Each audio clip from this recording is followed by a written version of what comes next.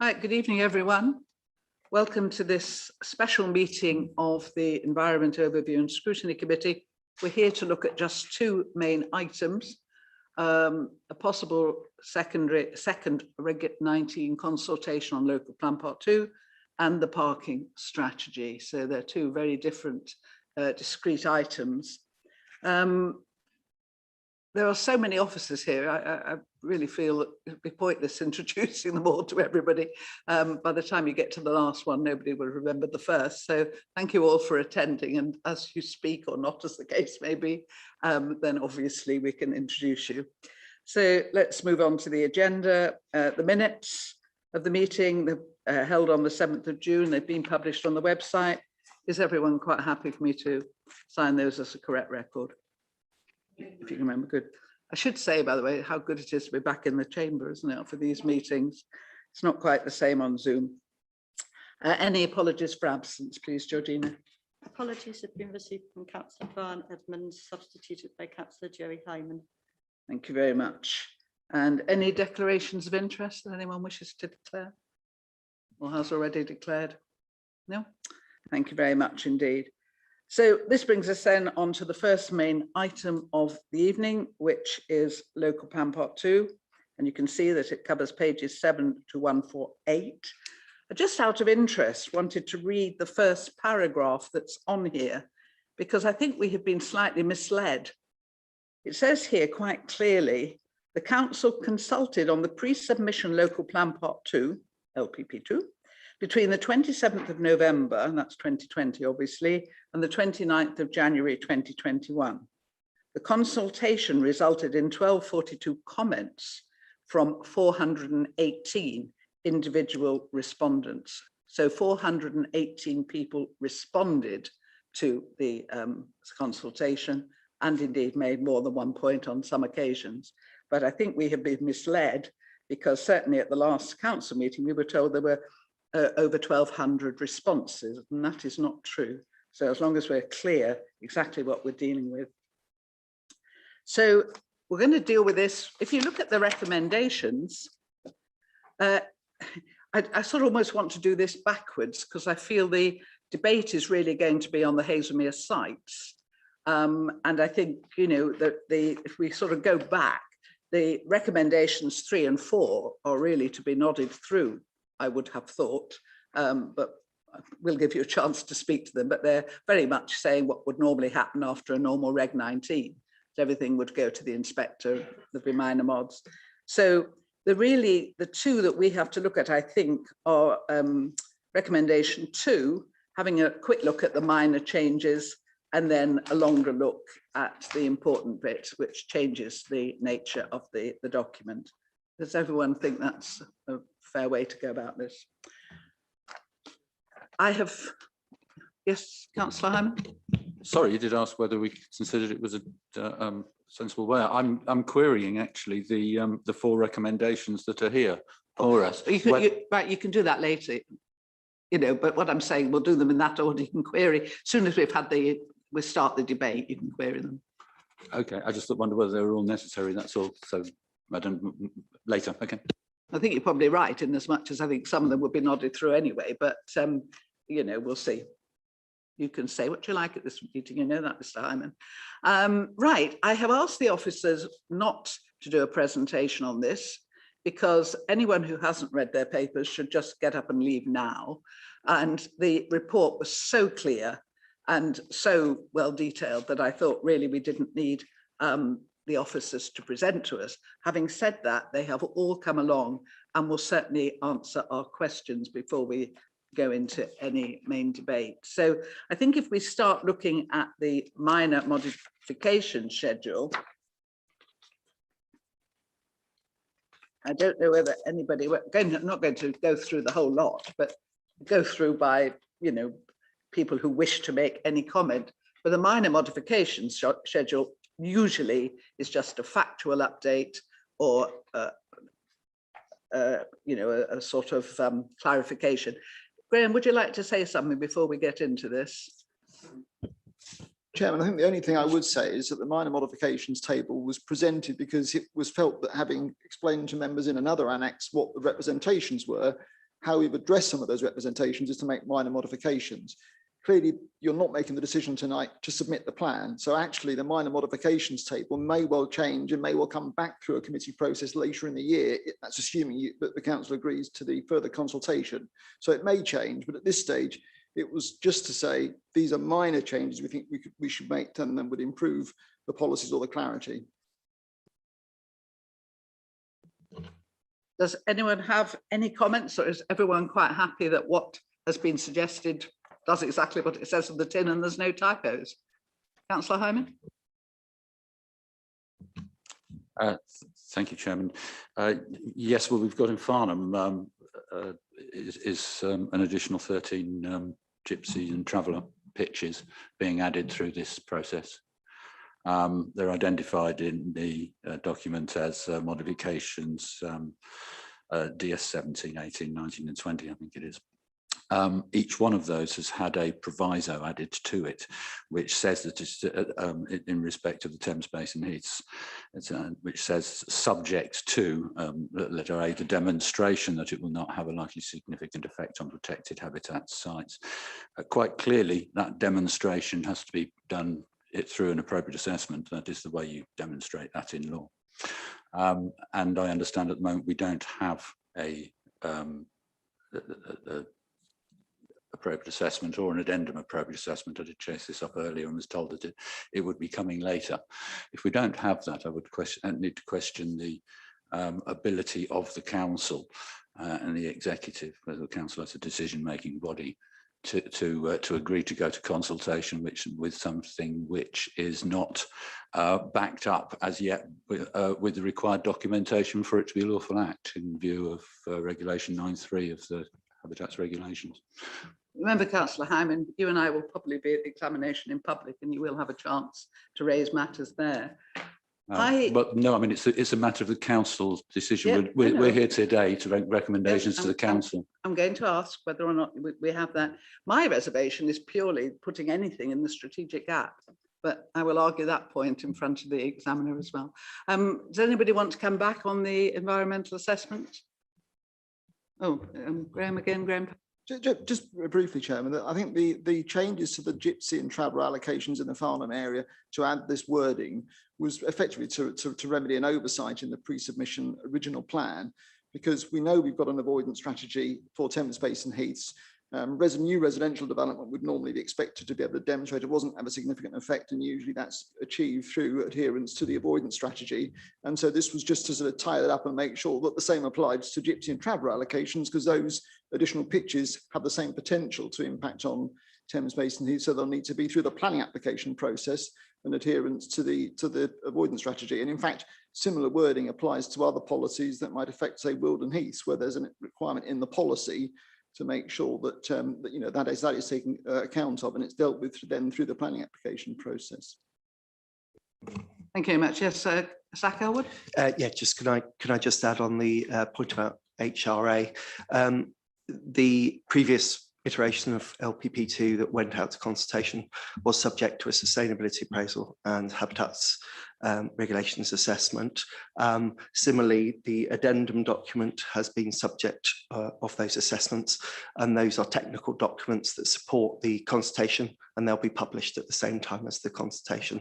And obviously, as well as the examination in public, people have an opportunity to comment during that 6-week consultation period as well. Thank you. Thank you very much. Can I say the only comment I received at all on the whole of this agenda, having emailed everyone to say do send me in comments, was on it's right, it's on page 98. It's not in the minor mod, so I apologise for bringing it up now, but I did say I would, and it's just to do with the Downs Link corridor, of which I know nothing. Well, I know where it is, obviously, but it says here there was general support for policy DM33 advocating a future light railway, and Councillor Seaborn queried that the words there do not reflect the comments that were actually put forward, and that the phrase there was sustainable movement corridor rather than light railway, because light railway is so specific. So I just throw that into the mix. Councillor Reid. I think that originally this was reserved as a movement traffic corridor. I don't think it was any more specific than that. Thank you. And that's why Councillor Seaborn was querying that we've written in this document a future light railway. That's all he was just querying. He just thought the words didn't quite reflect the comments and the sentiment. That was all. It's a minor detail, and I apologise for raising it. But as a councillor raised it with me, I felt I had to raise it in this meeting. Thank you. Those are the minor mods. I'm not going to debate the HRA all night, Councillor Hyman. You'll have to do that out of the meeting. Have you got a new point on it, or are you just going to repeat what you said before? No, just one clarification, if possible, from Mr. Elwood from the comment that he's just made, because I think he's just confirmed that we don't have. He said that the AA and SA will be available when it goes out to consultation in a few weeks' time. But isn't available now, isn't available to us, and isn't available prior to the council's meeting, presumably on Wednesday. So that is confirming that we don't have a complete appropriate assessment before the meeting on Wednesday. You must make your own mind up as to how you vote with that fact. Well, no, I'm Okay. asking if I can have confirmation whether, I mean, it's very simple, whether we have that complete appropriate assessment before Wednesday, so that we can sign this off as a council tonight. Doesn't matter because we're not a decision-making committee. But if we're making comments to the executive and council, then we should make comments in respect of the overall requirement for it to be sound. Okay, I will ask the officers if they can give you that, Zach Elwood. We do have both documents completed. We didn't consult, as I said, they're technical documents that support the consultation. You'll recall that we went through a previous Regulation 19 consultation, which went through ONS, executive and full council processes. Again, at that stage, we didn't consult, we didn't include those documents as part of the decision-making with executive and full council, or with the consultation with ONS.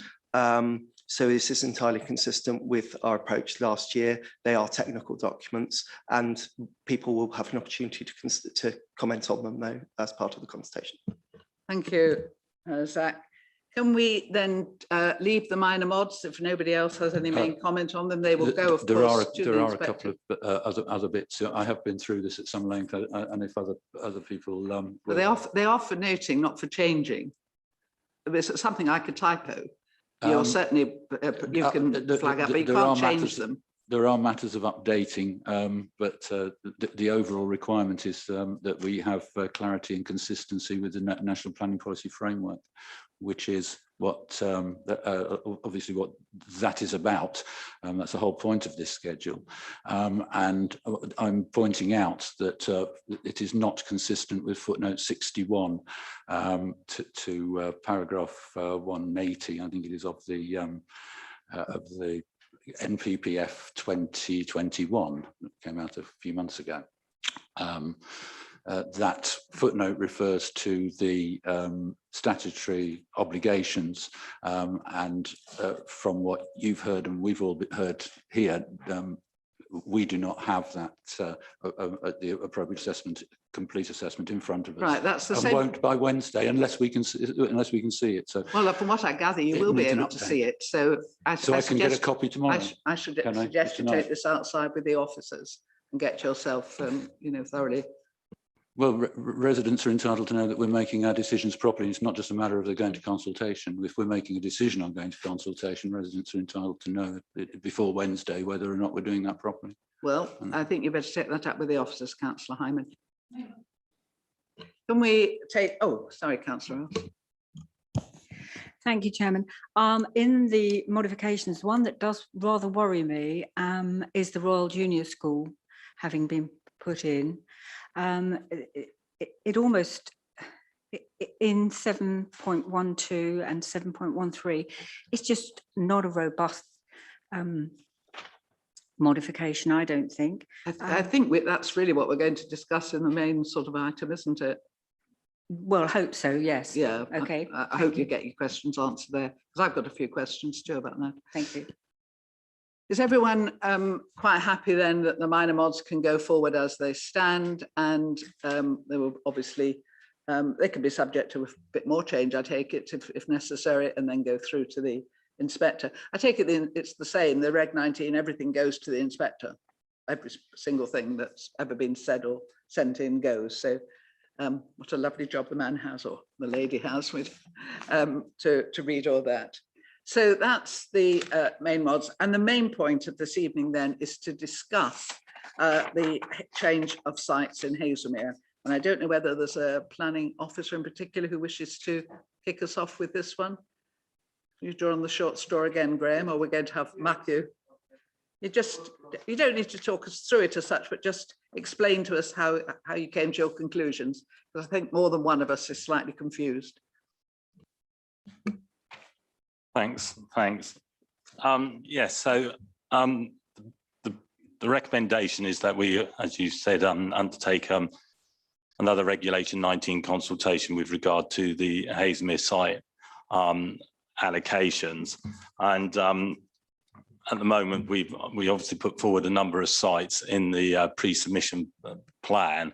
And then as a result of the comments made to the pre-submission version plan last year, and in light of new evidence, we've come to the view as officers that we can recommend the one of the sites, Red Court, could be removed from the plan, and then put in place an allocation at the Royal School for 90 dwellings.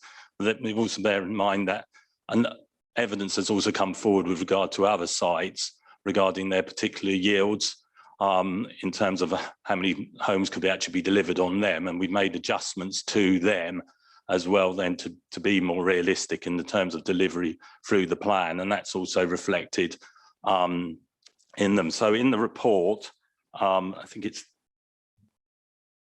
table 2, we set out the sites that are now in the plan, and it's that we're proposing in the plan and that we should consult on now. And then actually in the addendum that sets out the actual allocations and the yields that we're putting forward. Thank you. Can I just confirm, because I am confused about this? There was a plan that went through Environment, ONS and Executive in October 2020 and went out to consultation November 2020. And that plan was considered sound. Yeah, I mean, we wouldn't have put it in were it not sound.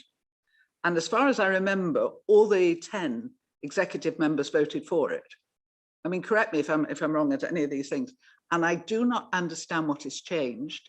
And I don't understand how an LPA without a 5-year housing plan supply would take out a site that could deliver houses. Can you just tell me, Matthew, fill me in a little bit more as to how you got to the decision that you would take out a site, not put in another additional site, but you would do a swap, because I don't understand. If you could just explain that a little bit more, one of the officers could explain it. It may help Councillor Else as well. Chairman, if I kick off, if I may, and then colleagues may want to come in and support us. You're absolutely correct. Obviously, in September last year, we facing the challenges we were in Hazelmere of finding enough sites to meet the housing requirement. We faced the prospect that we did not have enough sites that were either within the settlement area or were previously developed land that would enable us to deliver the housing allocation. We'd had earlier iterations of the plan, as members may remember, which had had even more greenfield allocations, but even though we looked long and hard, we didn't have the sites at that time to enable us to do that without having to resort to a greenfield allocation. What has changed in that sense is that we now have a site that's been promoted to us through the consultation process, which is previously developed land, and we have to make a judgment then as to whether that site is appropriate. And I suppose the judgment there is do you have that site, keep the old site in, do you change the sites, do you put both sites in? But clearly the number in Hazelmere that we're looking for, I think, is 990, and with the Royal School site, which has a potentially a higher yield, that also means that we've had the opportunity to look at some of the sites which we're confident we're right to be in the plan, but we knew could potentially be ones that would be more challenging through examination. And so we've tried to be a little bit more realistic in terms of those numbers as well, and just in terms of what, to try and minimize risk through examination. But I think the main point is that this was a site that wasn't available and known to us at the time when we were preparing the plan back in the summer of last year, leading up to the committees in the autumn and then the consultation. It's a site that's really emerged since then. So I don't know whether Zach, would you want to add anything? I think the bottom line is we felt that the plan that was put forward through IS executive and full council last year was sound and robust and defendable, and that's why we consulted on it. But circumstances have changed. I think the key point, there's two key points here. One is, well, three really. One is that the new site that wasn't known to us before is on previously developed land.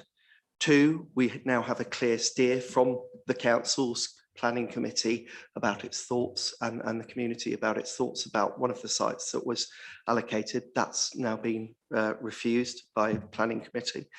But more importantly, I think that the point that this actually gives a greater yield and helps us with some of those sites that, yes, we thought were robust and defendable, but more challenging to defend, because ultimately we're going to have to persuade an independent inspector appointed by the Secretary of State, that this is a sound, robust, deliverable plan.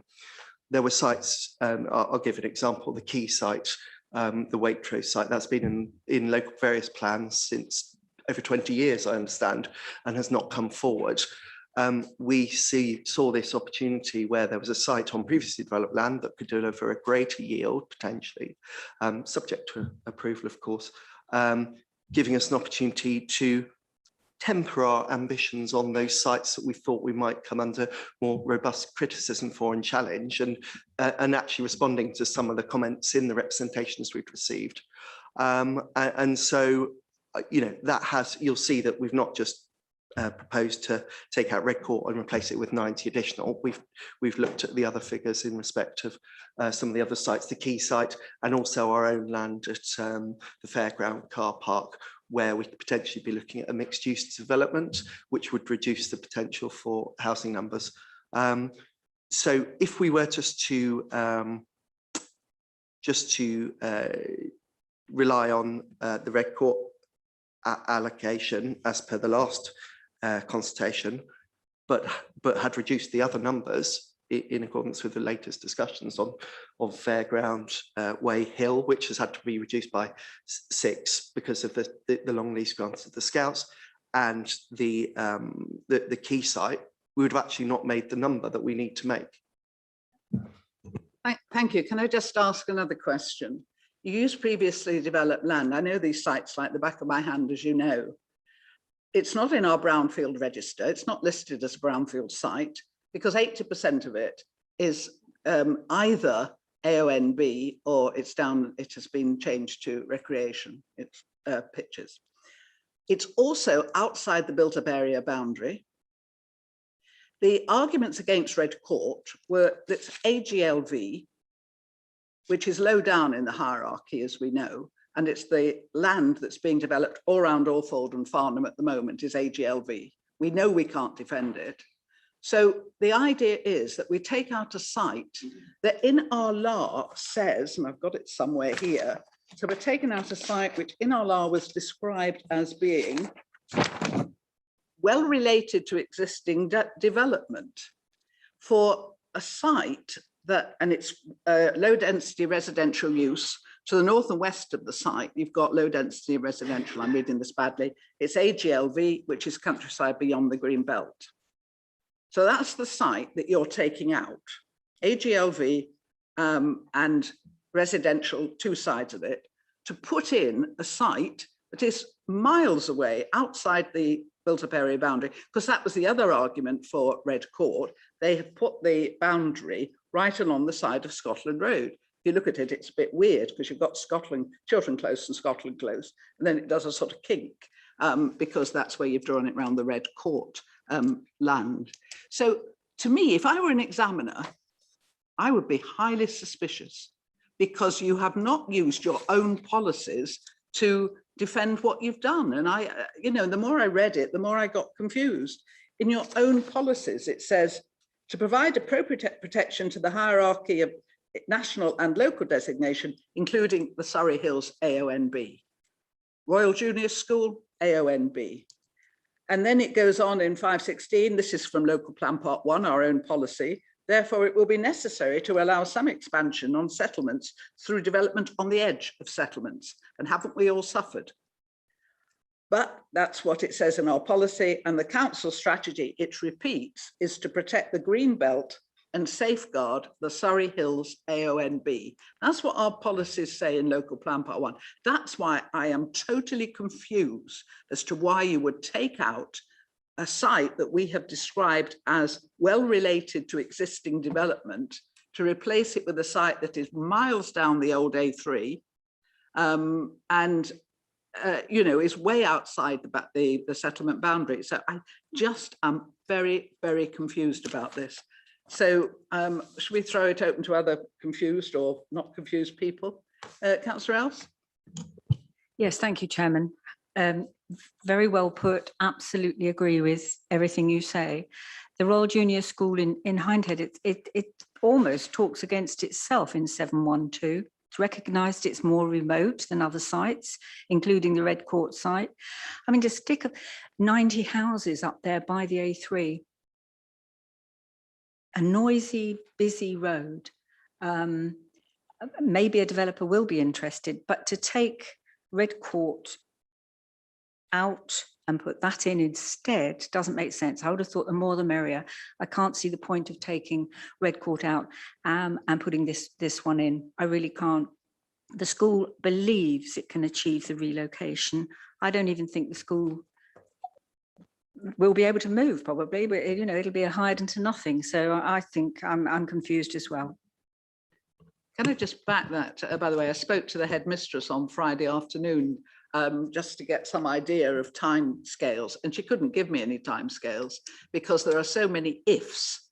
You know, if something happens, they can do that. If something else happens, we are putting our money, if you like, on a site that is pure at the moment, pie in the sky. You know, it's totally speculative. It may come up. I mean, I don't know, but at the moment there is no certainty, because what they want to do is what they couldn't do on the Hindhead site in 1995, which is consolidate the two schools on one site. They couldn't do it on the Hindhead site that you now want to develop to 40 on the Old Grove and 90 here. They couldn't do it because of the designation AONB. They could only develop on the footprint. In Farnham Lane, it's even worse because you've got the green belt there, and it is really difficult to develop on that site. And with hindsight, you know, the two schools did realise that perhaps it wasn't the wisest of moves. But let's just remind ourselves why United Learning is in the Royal School. It's because the numbers have dropped. That's why United Learning is taking over. United Learning turns schools round. That's what it does. And that's why I say you have got so many unknowns on that side. You've got so many knowns on Red Court and so many unknowns on the Royal School, Junior School. And I just find it, to me, it looks a little bit speculative ourselves. Mr. Elwood, do correct. Oh, no, I wasn't going to correct you. Obviously, I certainly respect your views on that. I was just going to make 2 points very quickly. One is that we haven't gone into this blind as officers. We've been in significant discussions with both Natural England and with Surrey County Council's area of Outstanding Natural Beauty Officer. We've visited the site with them, and the proposed allocation that we've come up with is roughly what we've discussed on the site as being achievable on that site. Obviously, the point about this being the Royal School being AONB and Red Court being AGLV, I think is a valid point. But the concerns that were raised about the AGLV was about the setting of the AONB and the prominence of that site, whereas actually well, you know the site very well yourself, Councillor Coburn. It's very well screened there. It's adjacent to the A3, and the response from the AONB advisor was that actually that was seen as a preferable site to them, and Natural England raised no fundamental objections in principle. The other thing about deliverability, yes, I mean, it's acknowledged in the report, and hopefully officers have been very clear and open and honest. In, you know, we're not trying to argue against ourselves, but we're trying to be open about the issues. But what we're talking about is an allocation of a site for development up to 2032, which is the end of the plan period. That's 11 years away. And this is a 90 home scheme that once they've got their ducks in a row and have arranged to move the schools together, 90 homes you would hope they could deliver in a single year. So what we're talking about is certainly, in my opinion, a deliverable, and is not pie in the sky, in my opinion, but I appreciate that members may have different views.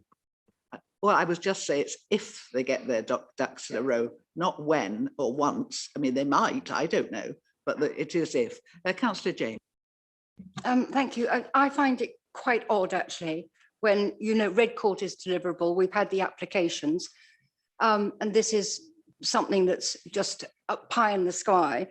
But also when you've got Barron's on literally just down the road, Andrews at the top, having lived literally 3 minutes drive down at Bramshot, that A3, there's no public transport, there's nothing.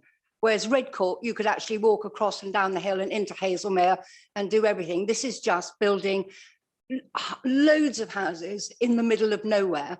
I just find it quite extraordinary. And all I know is it's obvious, it's pressure from Hazelmere residents that they don't want Red Court, and everybody else, you know, just put it anywhere else if it doesn't matter to Hazelmere. I mean, Chiddingfold, we've had to take everything out of the green belt to get our 200 in. So, and there's not even, I know it's a much higher specification. I find it really difficult, and I wouldn't be able to justify it in my heart that is the right move.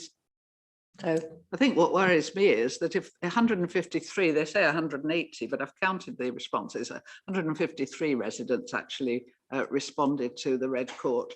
And if they get 175 opposing the junior school, do we start again and go out to another Reg 19? I mean, how are we actually ever going to allocate sites if we don't do it by just looking at the criteria and allocating the sites that tick most of the boxes?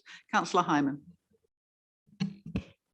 Yeah, you're quite correct in saying we've got to look at the criteria, and members that I've already heard us saying that it doesn't really make sense. Absolutely right, it doesn't make sense. We're not looking at the criteria properly. The determining factor in this is habitats, and we haven't got that. And people can laugh, but you know, those are the people who we know full well that the 2018 people over Wynne judgment determined that the approach taken by officers, planners, Natural England, you know, and most people at Waverley, ever since 2008, has not been a lawful approach, evading assessment. And you've heard tonight, we're still evading assessment, and I'm allowed to come here and question and scrutiny. But you notice I can never, ever get an answer to the question, where's the assessment then? It's not going to happen, is it? So, you know, please don't fob me off with, yeah, of course I can ask questions, of course this is scrutiny. It's not. I want an answer to that question, but the real issue here, in what I see, the real problem that I see here, and you've touched on it, Madam Chairman,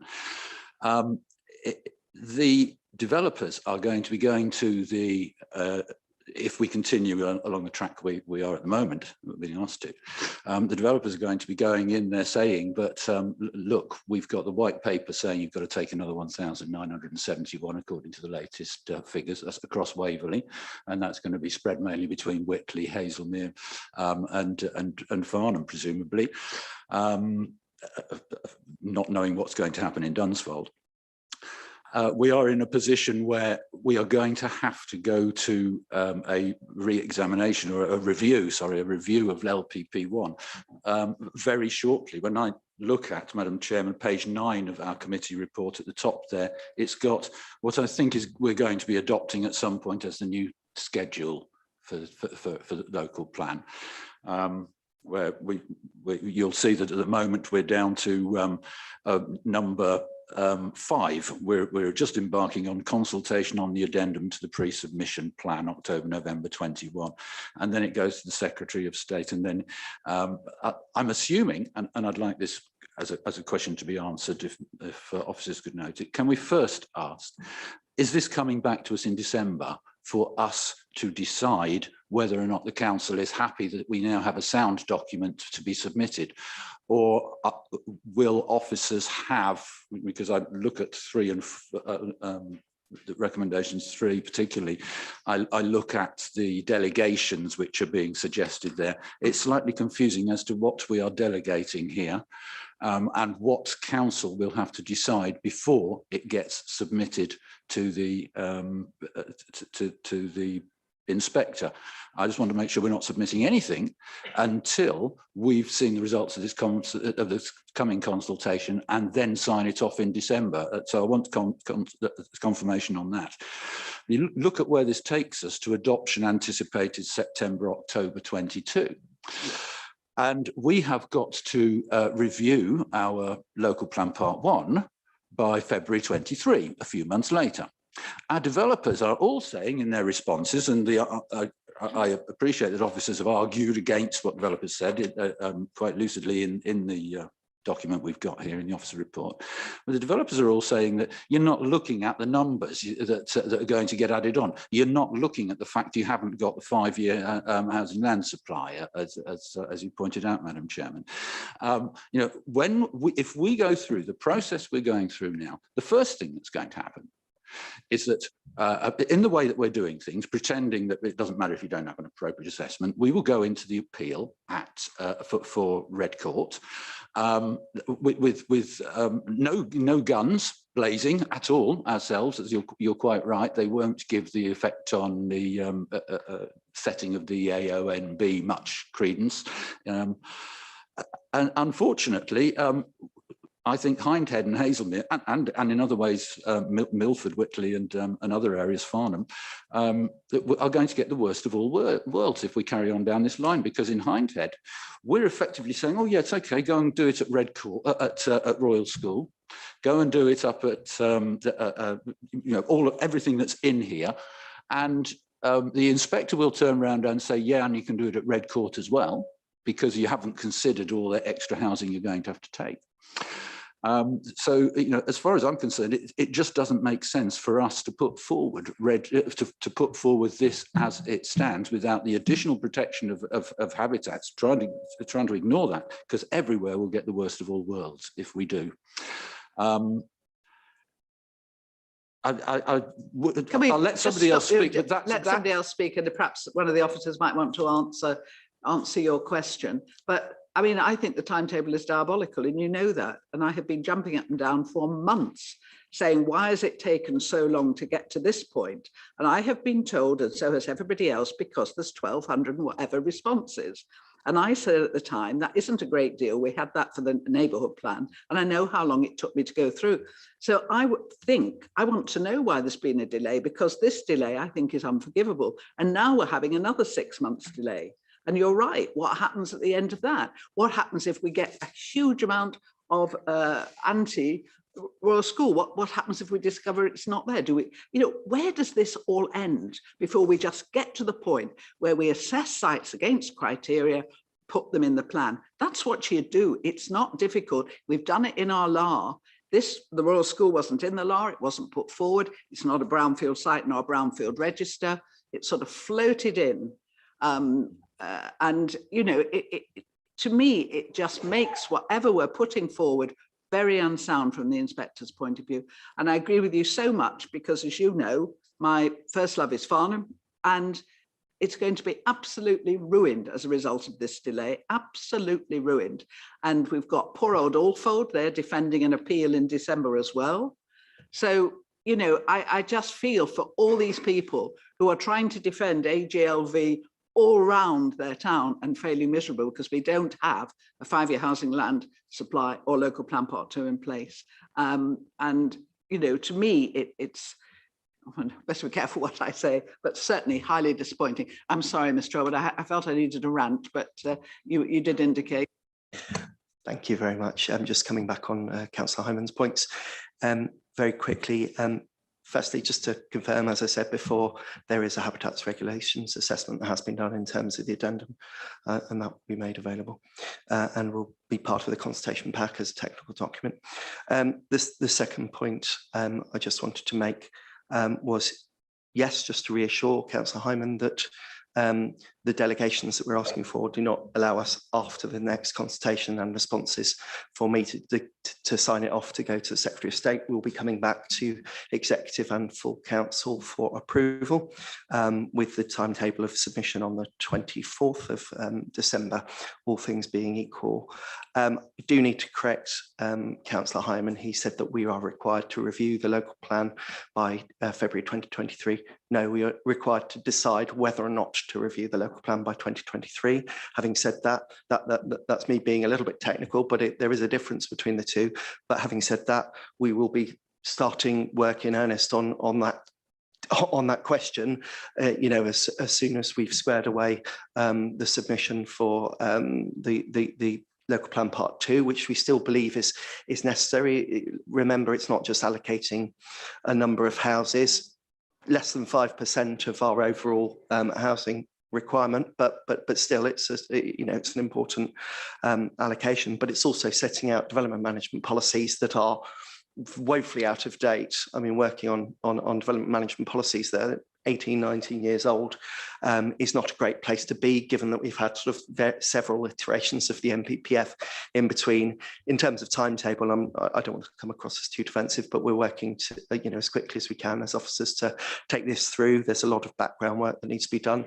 And in terms of what everyone might think of the proposed change in the allocations, because we are recommending those changes, if that is the decision of Executive and full Council to go through with those changes, we are required to do a minimum public consultation, and that would be a 6-week consultation. That's what we're proposing. We're not proposing to extend that because of the need to get this through as quickly as possible. Thank you, Chair. Thank you. Can I just come back on that? Because you're right, local plan part 2 is a lot more than just site allocations. But because it's not in place, what is called into question in all the appeals are our 2 key policies in local plan part 1. So although all the other things, climate change, incredibly important, sustainable development, incredibly important, don't have an issue with any of that. And I think you've done a really good job at making that more robust.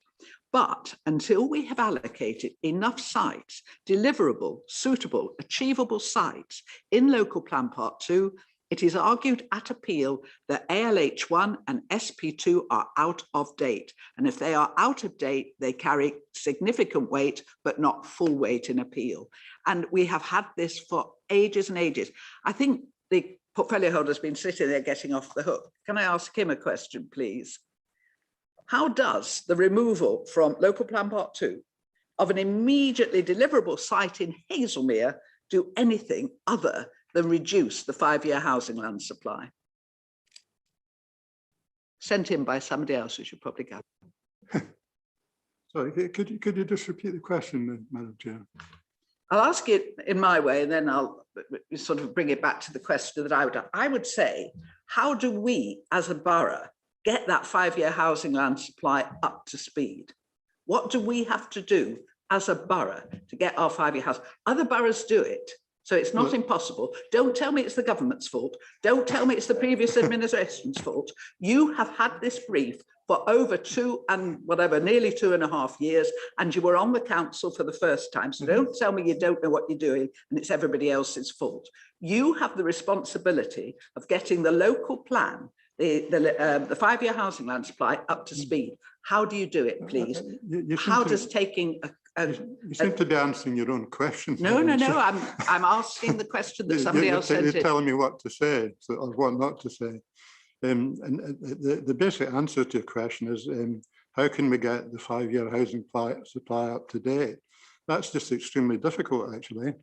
As you know, when you go to these planning appeals, the developers actually question everything. They question Dunsfold, they question the Woolmead at Farnham, they question the Milford site opposite the golf course. And they've got some valid points to make about these things. It's an extremely difficult thing to get our 5-year housing supply up to date.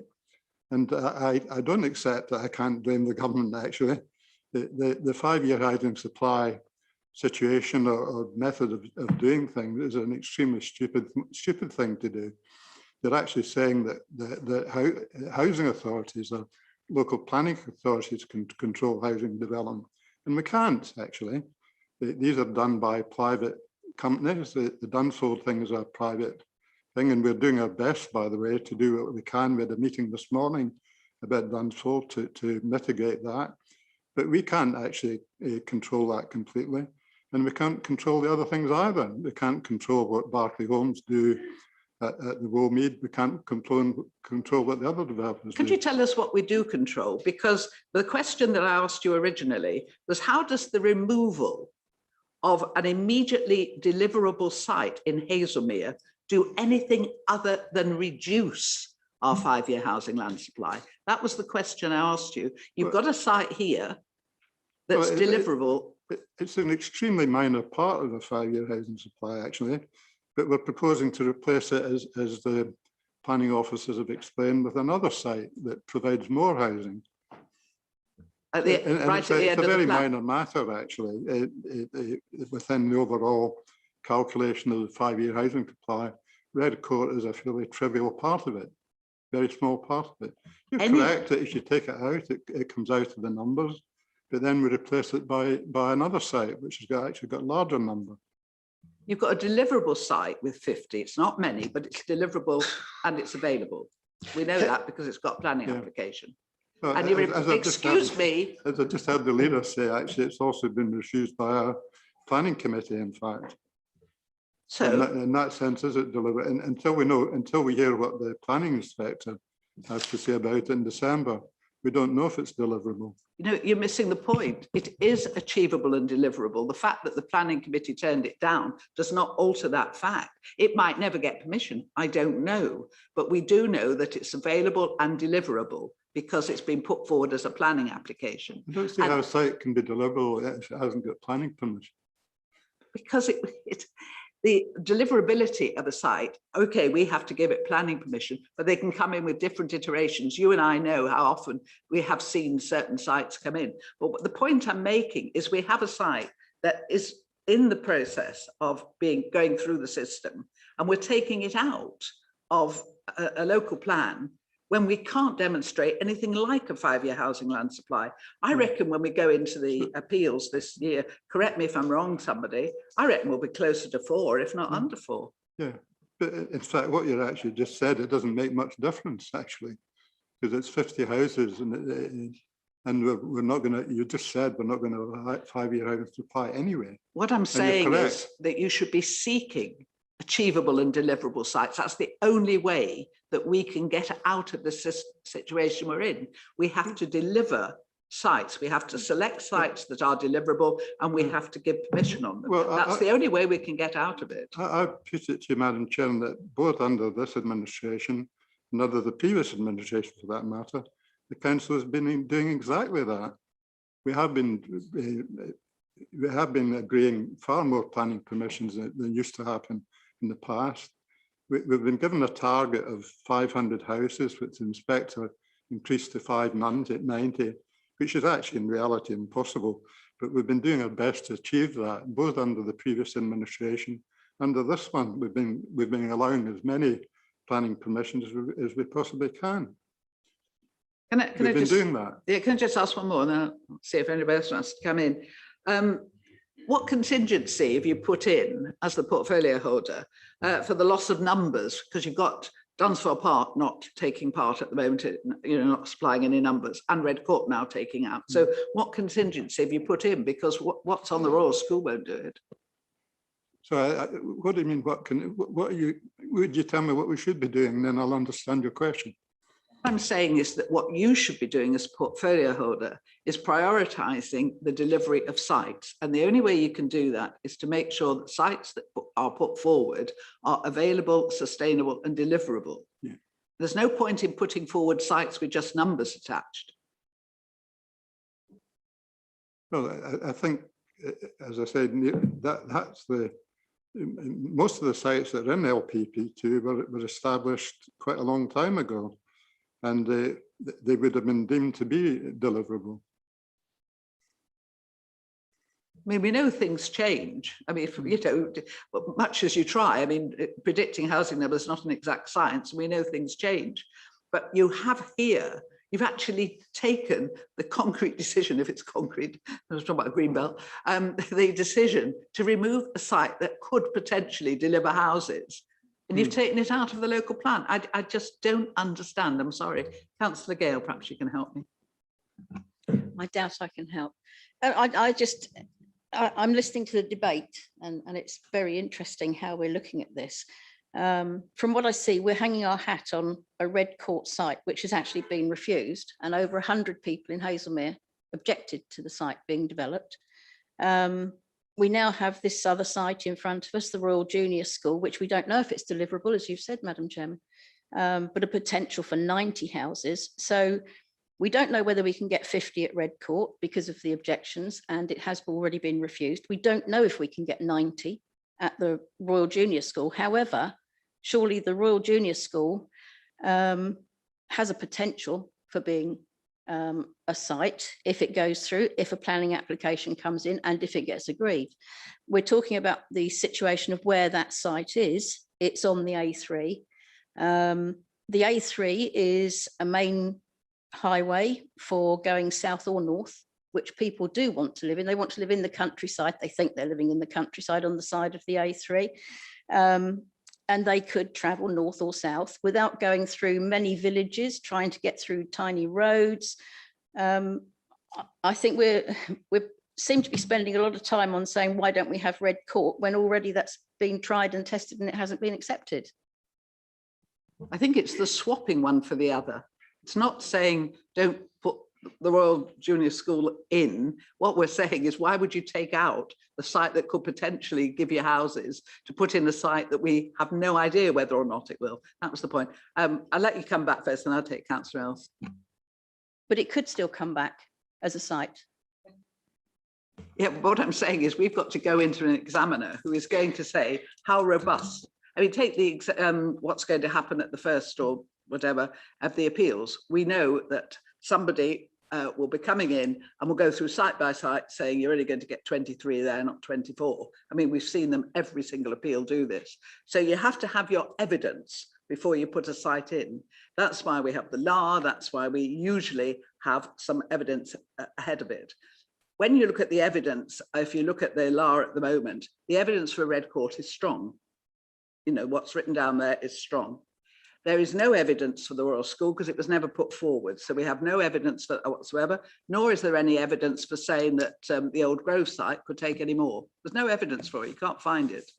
So what I'm saying is the examiner is going to look at our numbers in the same way that these wretched people do at appeal and say, well, you know, can you prove that? Have you got evidence for that? And anything without evidence will be unsound. And if our plan is unsound, we go back to the beginning, you know, so that's why I'm making a big fuss about this. I'm not saying I don't want the Royal School, I prefer Red Court. I'm just saying, why take Red Court out when you've got a, you know, perfectly acceptable site there?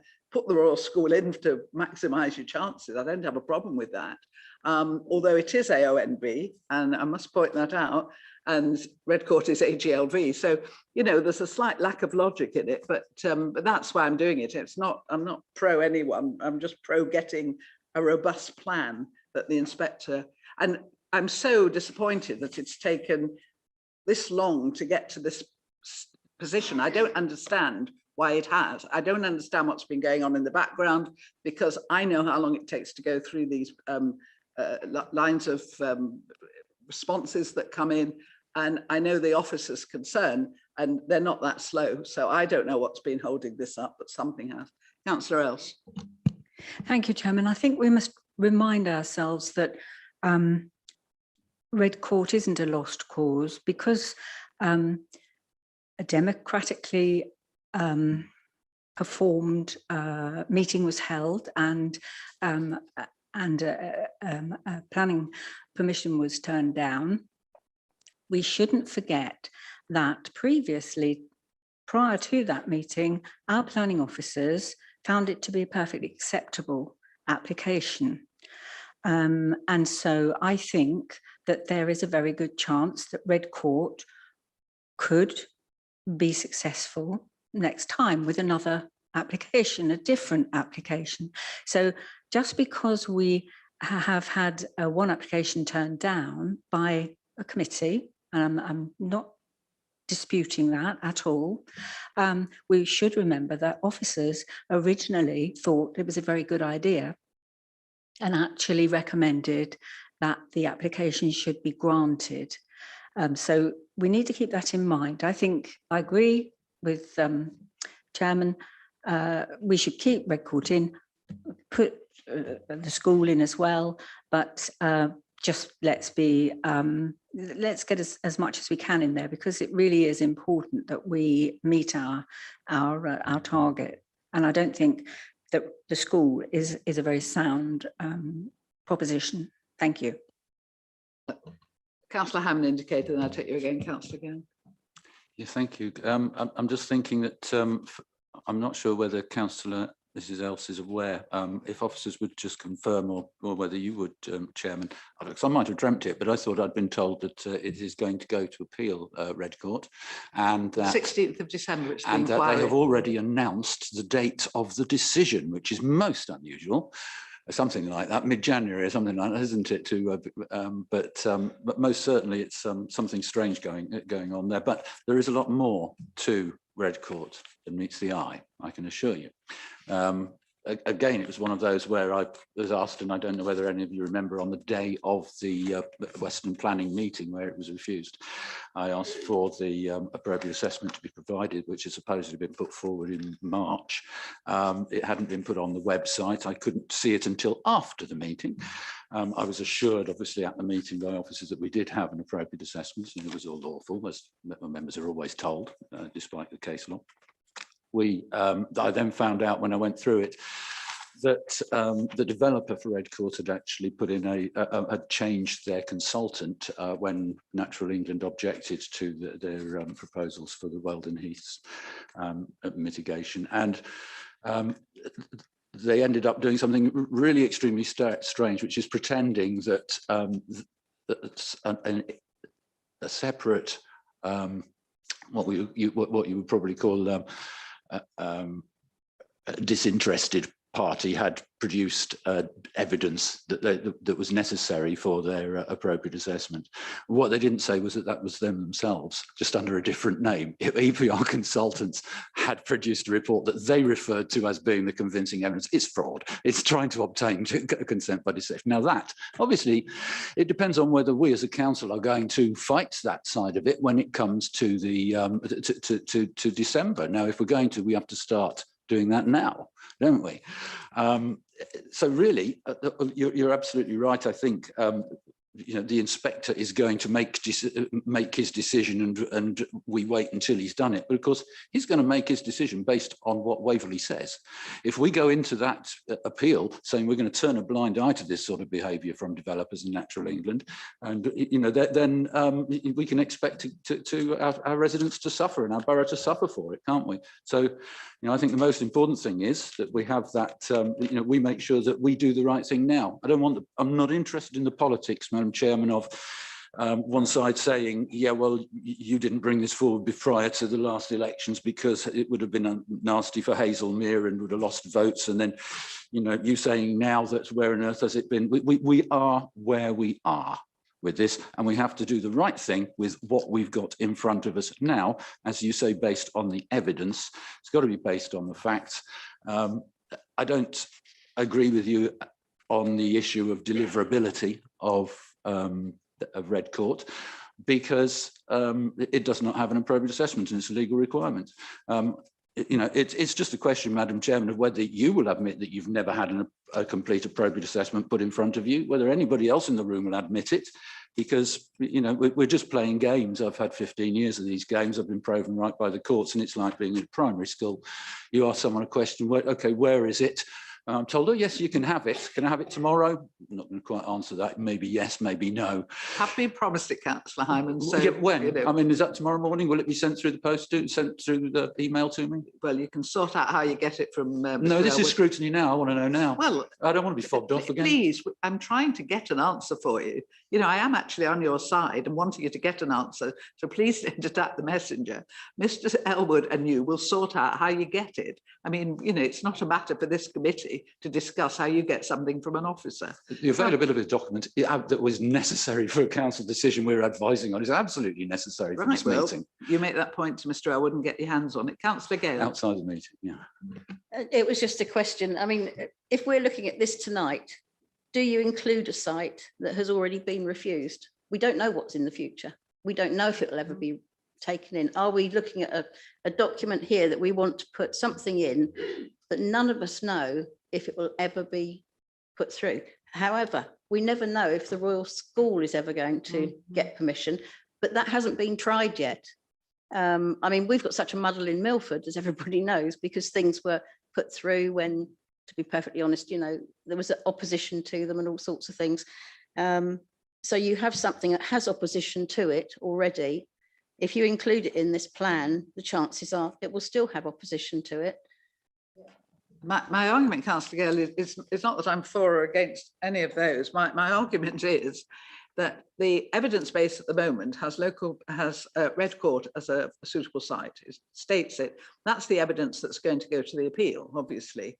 And the current 5-year housing land supply, all of that's already, I presume most of it's already been sent over. A lot of the evidence will be going over. So, you know, the decision that was made at Weston, all of that will go over to the inspector. I should think there's God knows how many hundreds of people have looked at it. So I think it's the entire inspectorate sitting there looking at it. But, you know, that's all gone over. My argument is we have got to put in front of that inspector. I mean, heavens above, I don't want this delay. As Councillor Hyman says, we are where we are, but I can still feel sad that we've got this delay and do what I can to protect the Farnham Neighbourhood Plan, which is what I'm doing outside this chamber at the moment. So basically, I want this to be, if we're going out to Reg 19, in my ideal world, we wouldn't go out to Reg 19 again. You know, I would just take the Royal School out and say, yeah, by all means come in and apply for permission, but we'll not put it in the plan. We'll just stick with our original and put it into the inspector. That is what I would do, to be honest. That would be my number one. And then if we have to go to a 19, and I don't think we do, then I would put both sites in. I cannot see the point at this stage. I've never seen a swap.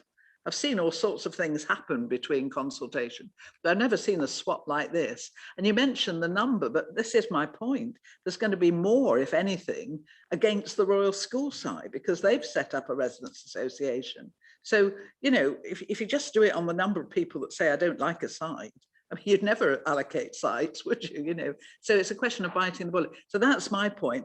Belt and braces, if you like, is what I'm really saying.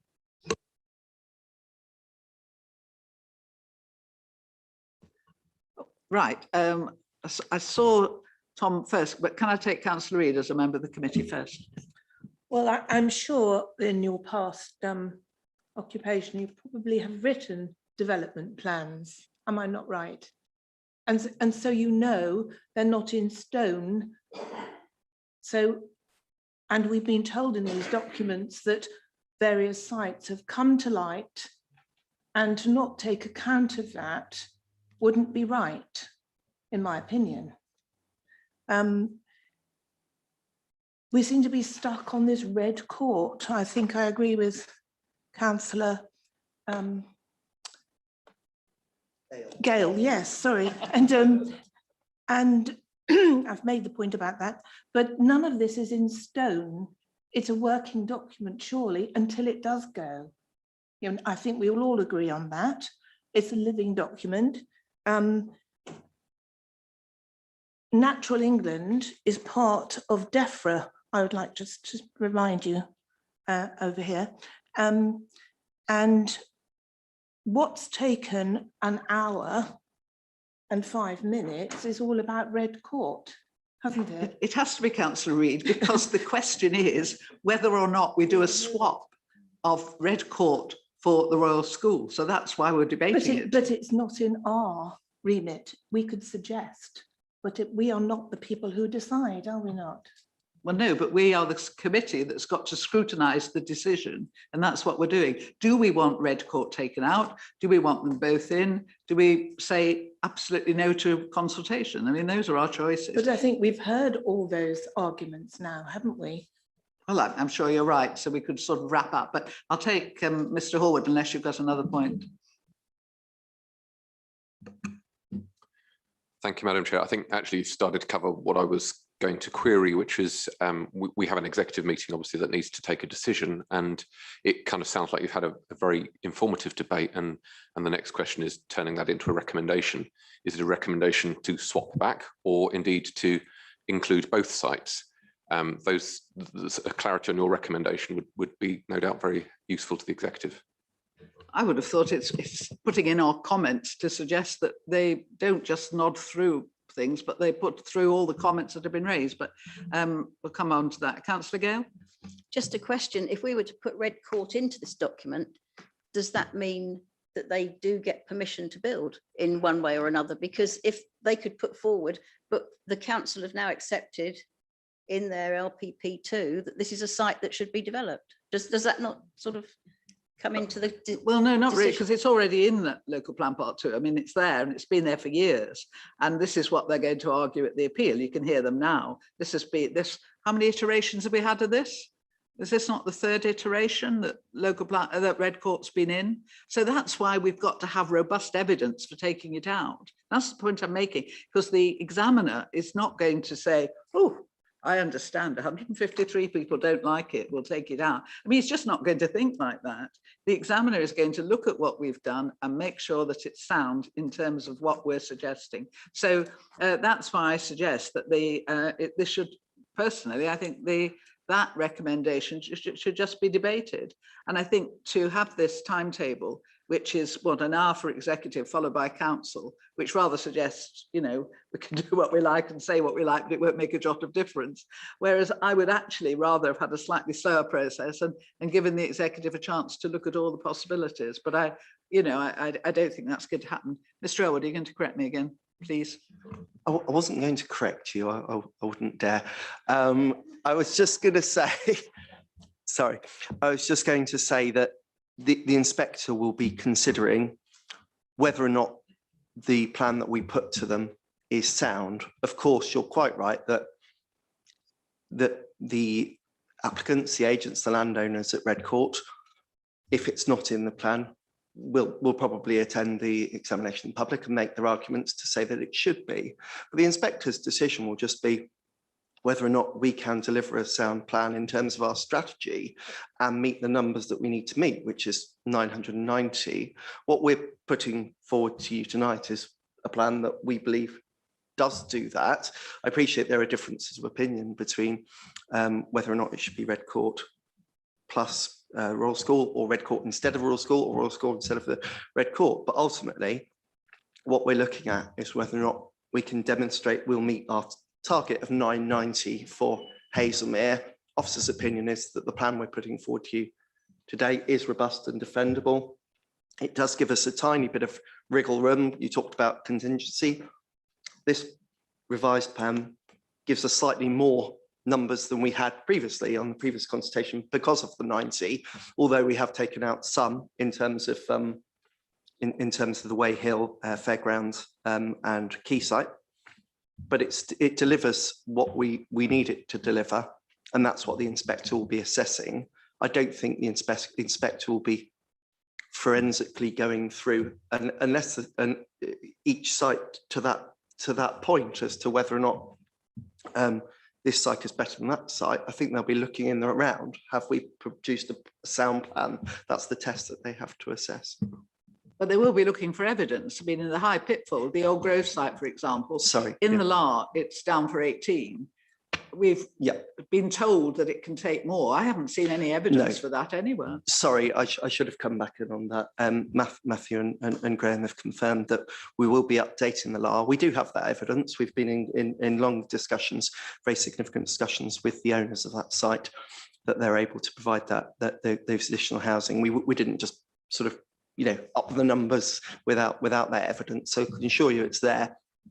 but we do need to update the law, and you're quite right on that. And obviously that will certainly be updated well before any examination. So the evidence is there. Thank you for that. Well, I think perhaps we ought to wrap this up, and following on from what Mr. Horwood said, you know, I would not be happy just nodding through recommendation 1, 2, 3 and 4. I don't have a problem with. Does anybody else have a problem with 2, 3 or 4? Councillor Hyman? I'm sorry, Chairman, but I mean, we haven't touched at all on secrets and the green belt issue there. I think we need to know more about that before we before you wind up. It's not contentious, is it? There's no point in having a debate if it's not contentious. Well, okay. Let's if I can ask members to turn to the addendum report which we've got. Because that's what we're meant to be deciding upon today, isn't it? Let me just give the reference. If you look at the recommendations, you'll see that the recommendations are to look at the minor changes which we've looked at, and then to look at the proposed housing site allocations in Hazelmere, and that's what we've been debating. And on that basis, I don't see why we have to debate. We've got a further issue, Madam Chairman, if we can. You have an issue, do you? Well, no, it's in the it's an issue which has actually been raised by a number of the statutory consultees in respect of the hindhead avoidance strategy and the Royal Schools site, and particularly the centre, the central hindhead site. If I can refer to 7.3 of the addendum, I do this for a particular purpose. I hope you do, Councillor Hyman, because I do want to move on to parking, and we're not. I can't see how this fits in with any of the recommendations that we're putting forward to the executive. You can go to the executive tomorrow, Wednesday, and raise any point you like. I'm sorry, I thought we were allowed to do some scrutiny, and you'd said that I would be able to speak on things if we're not allowed to do it. Can I refer you to 7.3, please, Madam Chairman, if the members do it, of the addendum? The reason being that I'd like you to look at that, because I mean it makes specific comments in relation to the to the issue in Central Hindhead. But I want to find out right now how many of our members have got that in front of us. The document which we are saying is okay to go out to consultation. I don't know how many of the members here actually have that document in front of you, because it's not in your committee papers. It's in your executive papers. But Wednesday, if you've got those with you. But, you know, do you realise you've just been through an hour and a quarter or whatever it is, and you haven't got you haven't even got in front of you the document that we're discussing that's going to go to consultation. But we have the information on the recommendations that we've got to make.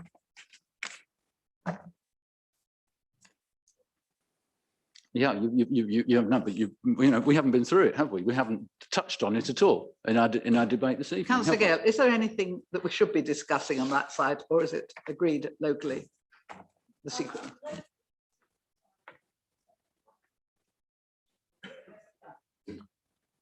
Yeah, locally, the secret site was a preferred site by the residents of Milford. Not by everyone, because you can't please everyone.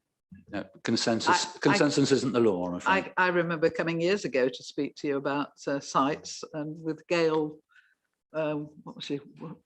Help me out, Wootton, Gail Wootton, who was a bit difficult, wasn't she, at times, shall we say? So can we move on? Thanks, Madam Chairman. Yes, I did want to speak about this. Recommendation 1 is asking for us to agree pre-submission as to go to 6 weeks consultation. Okay, I have a difficulty with that because of the issue of not having the necessary assessments in advance for us to see. So right, well, we've made a note of that. And so I would specifically like to have a comment put forward to the executive and council in that respect, of course, because it's a matter of law. Number 2 says that we agree that the schedule of minor changes to that be submitted to the examination of LPP2. Now, we might make more, and we're going to be making another decision in December. Do we need to make that decision now? We're not submitting it now, are we? If we're not going to be submitting it until after the consultation's gone through, why would we want to agree to submit that at this point? Because those will just go to the inspector as they stand, unless there's a, you know, But we an can make that emergency decision update. in December. No, because we might it's not change going to that. come back to us. You've already been told that. But as soon as we can get this through to the inspector, the better. And there is not going to be a great deal of scrutiny after they've taken out, if we do the next Reg 19, it's going to go straight through. You've been told that, Councillor Hyman. If you don't like it, then please argue it outside. But I think we've been round this long enough now to make some form of recommendation to the executive, which I'd like to do, and then move on. So as far as I can see, is anybody against 3 and 4 for any reason? Which leaves us with 2, which is the minor amendments. Does anyone have an issue with that recommendation as it stands? I think number 1 is tricky, and I think we should put a selection of our thoughts. I take it you've been writing them down, Georgina, should go to the executive. And I don't think, yeah, sorry, Mark. I was just going to wonder, as an alternative approach, it sounded from the comments like there might be a majority in favour on the committee in favour, not unanimous by any means, in that both sites should be, that the additional site should be added without the other one being removed. Would you want to test whether there's a majority with a vote?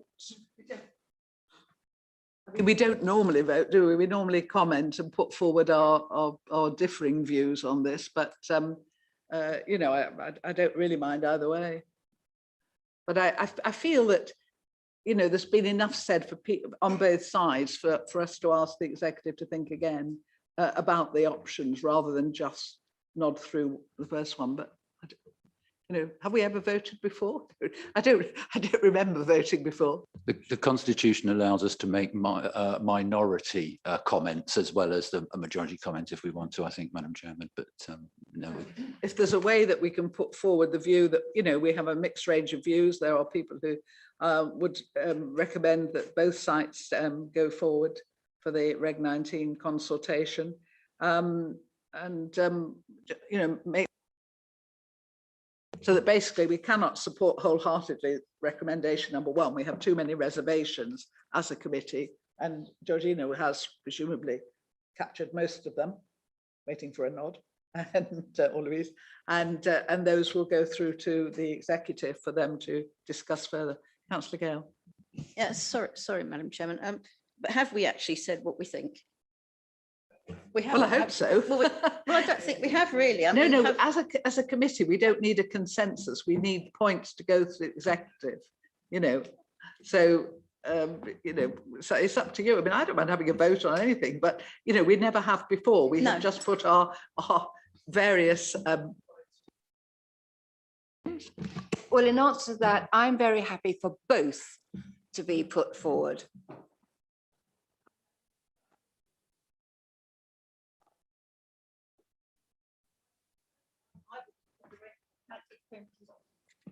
Sorry, personally, I wouldn't put the red court back in for fear of it, you know, collapsing or whatever.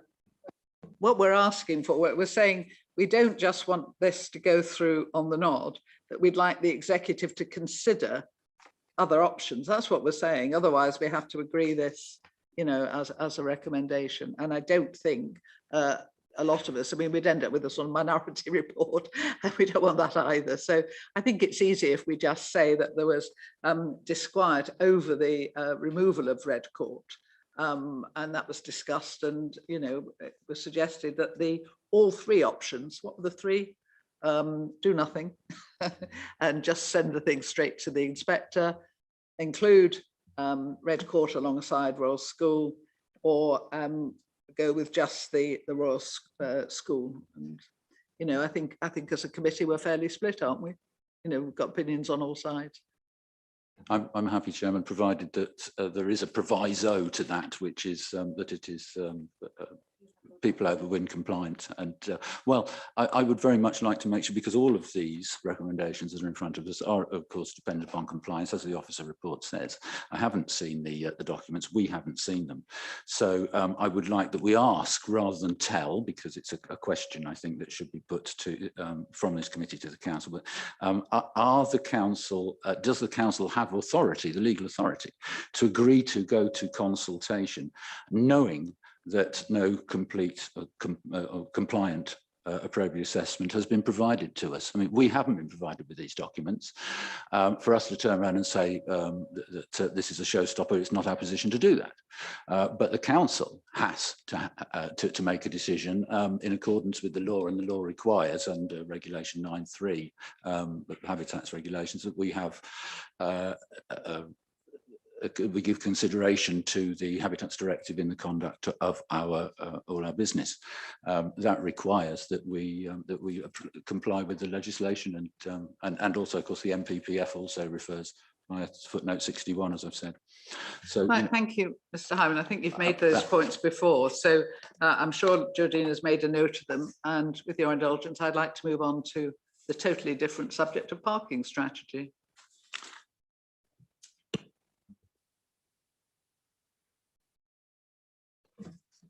Is planning leaving us en masse?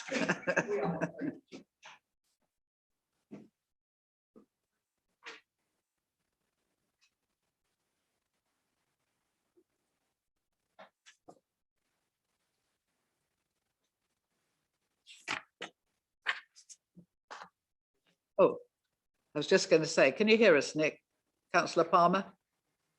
Yes, thank you. Good, right. So Richard, Richard Homewood, are you going to introduce this for us? Thank you, Chair, and I'll try to be brief. The report before you takes forward the strategic recommendations from the work that was done on the review of car parking in 2019-20. Obviously, that's work that's been delayed because of COVID, but we're now in a position to bring the proposals forward. The report sets out the national context and the background to the work that's been done on the parking strategy and the parking charging strategy in particular. And the whole purpose behind the report and the recommendations from the review was to use parking charges to maximise the use of available parking within Waverley, and to encourage motorists to use the most effective and appropriate car parks for the purpose of their visit to the main settlements in the borough.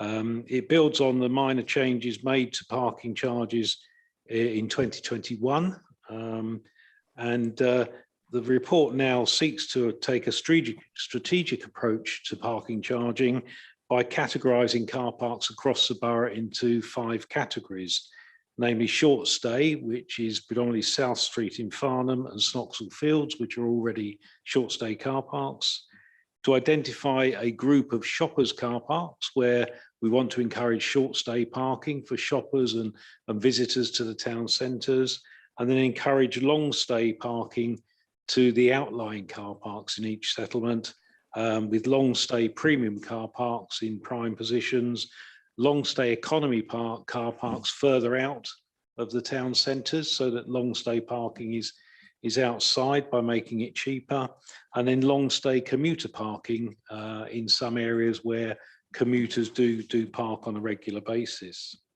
The rationale for those categorisations is set out in Annex 1 to the report, Annex A to the report, and the current and proposed charges are set out in Annex B and Annex C to the report. The other issue we pick up in the report is the incentivisation of people taking up ultra low emission and electric vehicles. And there is a suggestion in the report that there should be a discounted parking fee for those vehicles on the basis of payment by Ringo, because that's the way we can facilitate that discount. Because when you register with Ringo, you will specify your registration number, and that will identify whether your vehicle is ultra low emission or zero emission. So the discount can be applied automatically through Ringo.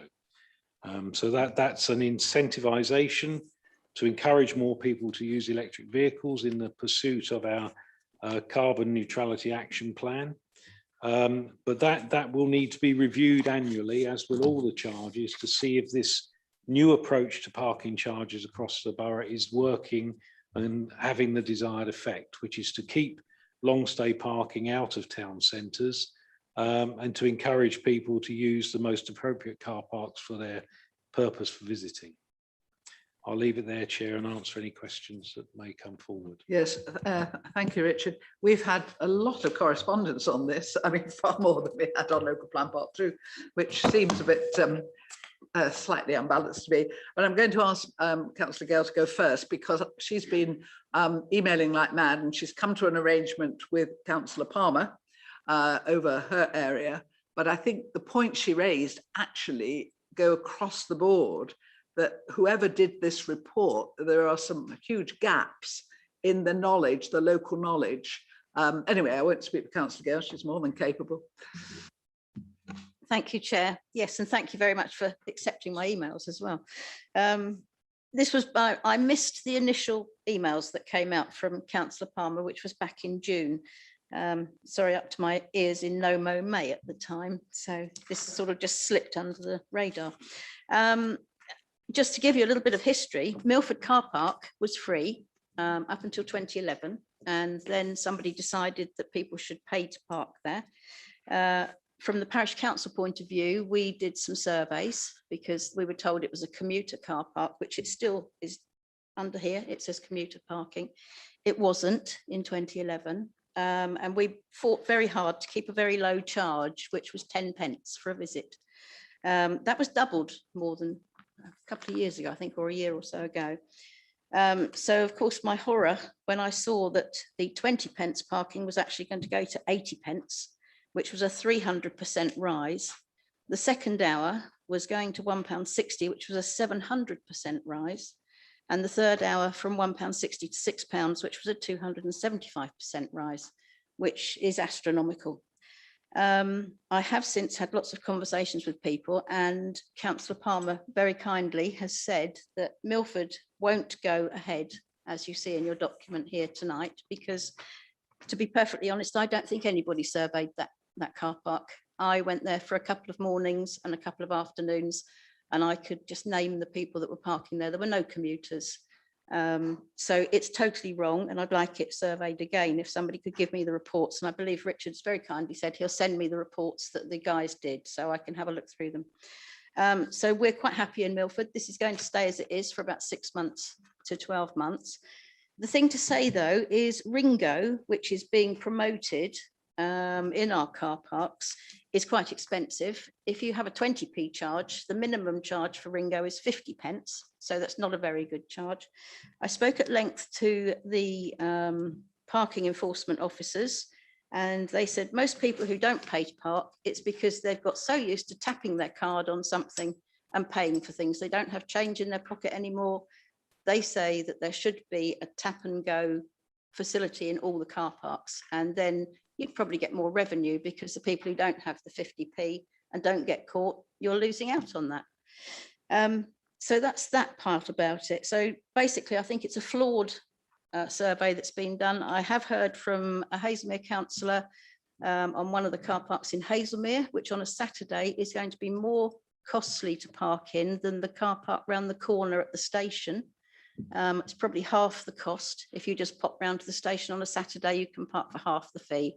So I don't think this has been done particularly well. I think it was just trying to find out how we could get more money, which the council has to do. Thank you. Thank you. We always said, you know, that this committee doesn't discuss the dirty pot of money. We don't do that. But you obviously can't take it out of the argument. And yes, we do need the money. But you know, you've raised some very good points and have won the day on your area. I have to say that the bit that annoys me slightly is this definition of car parks without any analysis of the actual people who use it, you know, in terms of age, range, ability, that sort of thing. And I'm sure across the board, we all feel that we haven't actually been assessed accurately. Councillor James. Thank you. There are a few little points that niggle me. The main thing is, it says here to maintain income. So the first thing is, why reduce give somebody who's got an electric vehicle 50% off, because in our priorities, it's equality, diversity, and inclusion. So that is discriminating against me with my ordinary car, and it doesn't give me equal opportunity. So those two things are completely in opposite each other. And the key is, it says in most of it that the tariff is not important, it's the space. And everywhere in 4.4, 4.3, it's the main thing is people want a space. The cost was secondary. So to actually give up revenue because you've got an electric car seems completely the opposite of maintaining income. And I go back to a point I made some time ago at a committee meeting. I went round and round the Hazelmere Central car park, which is the one I use, taking grandchildren to the hen house. And it really annoys me that the places that have the charging points are always empty. And I asked at that meeting, is it illegal for me to put my car in one of those car parking spaces? And I was told, no, it's not illegal. It is still a car parking space. But if I'm parked in it and somebody actually came with an electric car and wanted to charge it up, they would be extremely cross, and I hope they wouldn't vandalize my car because it's a little car sitting there. But we need to know if they are still car parking spaces, because nobody knows that. And I do I'm afraid, object to the fact that if you've got an electric car, that you're going to be perhaps have 50% off, because we're meant to be maintaining income and getting as much as we can. And it's discriminating against people who haven't got an electric car. Councillor James, you're not unique in that. I think Richard Homewood wants to come back with an answer to your question. Or... If I can, Chair, the parking place order is quite clear that only electric vehicles can park in those parking bays designated for electric vehicle charging. I think the time this is going to really show itself is Central Car Park in Farnham just before Christmas. If they have any special parking, that's why we've been fighting it in Central Car Park. It would just be madness, because you'd have all the old people desperately trying to find a space and not being able to, having to park miles out of town, walk in, and as I said before, they might as well walk straight to the hospital because they'll need it by the time they get in, you know. So I think there is something to be said for really looking at the, you know, almost car park by car park. But you're not the first person to mention the Ringo's occurred more than once as well, Councillor Gale. People have raised that Ringo is not necessarily the way for everybody, and the problem of empty spaces, I think, is quite a large one. Does anybody else wish to comment? I've got some bits on email. Councillor Reid. We've had occasion, and thank you to the officers for solving all those problems for us in Stockland Square in Cranley. We had the opposite of your experience. We had vehicles parking and charging their cars in electric docking spaces, but not buying a ticket. So, you know, that has been resolved because the officers have since put new signs, because it has to be proper signage, otherwise you can't sort of enforce the situation, to say that if you have an electric vehicle, you must buy a parking ticket and park in that space to charge. Thank you, Councillor Reid. You reminded me that Joan Hegan sent in a very interesting and instructive email, and she also mentioned signage, saying that there should be much more clarity about whether those using recharging facilities do or do not need to pay normal car parking fees. So I'll put this one into the mix as well, because you want to come back. Yeah. The signage is very important, because you know, if it came to a court situation, that could be, you could be argued against the situation of, you know, where there was no signage, nothing was explained to me. So and I really want to say thank you to the officers that put the new signage up. Thank you very much indeed. But my other point, and I have got residents who've approached me about the fact that they're disabled. I'm particularly thinking of Village Way car park, and there I found someone groping against the side of her car to get to the point where she could actually put money in to visit the medical centre, which is within walking distance, but she was having great difficulty. And so I'm now speaking up for those poor people who are disabled. They have to pay, and also most of the spaces are for disabled near the pay display, but not all of them. So, you know, I think that needs another bit of looking at. Thank you. We are getting slightly better. When we first put in some disabled bays, we had people in wheelchairs couldn't reach the slot. I mean, you know, you really couldn't make it up, could you? But, you know, I do think we have to be very, very careful about the usage in the car park, because you know, as I say, if you're elderly, you do have other issues. You don't have a disabled badge, you're not that bad. You just have to have a smaller walk if possible. And if you sort of have your car park filled with bicycle shelters and electric vehicle charging places, you know, it's not terribly good for the elderly who just want to go into Leighton's or Boots. I've got Councillor Hyman next, and I'll take you again, Councillor Gale. Thanks, Chairman. Yeah, a number of issues here. One major concern is that at value for money overview and scrutiny last week, we were told by the Chairman that it had been agreed by the Chairman of the overview and scrutiny that we were not allowed to scrutinise or query the finances at value for money, and that we should do that here at Environment ONS. So I would, if you don't mind, like to, because that's what we've been told, just perhaps an overview of the financial side. On page 173 of our committee papers for today. Yes. Have you got 173? No. Finish at 170. The finances are there. Oh, no, hang on, I might be at the wrong meeting. No, I'm looking at the executive papers, which I've written all my notes on, because I've got tonight's and I've got last week. I've got 3 different versions of this thing that's in front of me. So today's is green, is it? Today's bright green, yes, for the environment, yes. Brilliant. Right, in that case, we're on page 155. All right. It's at the bottom of 154, top of 155.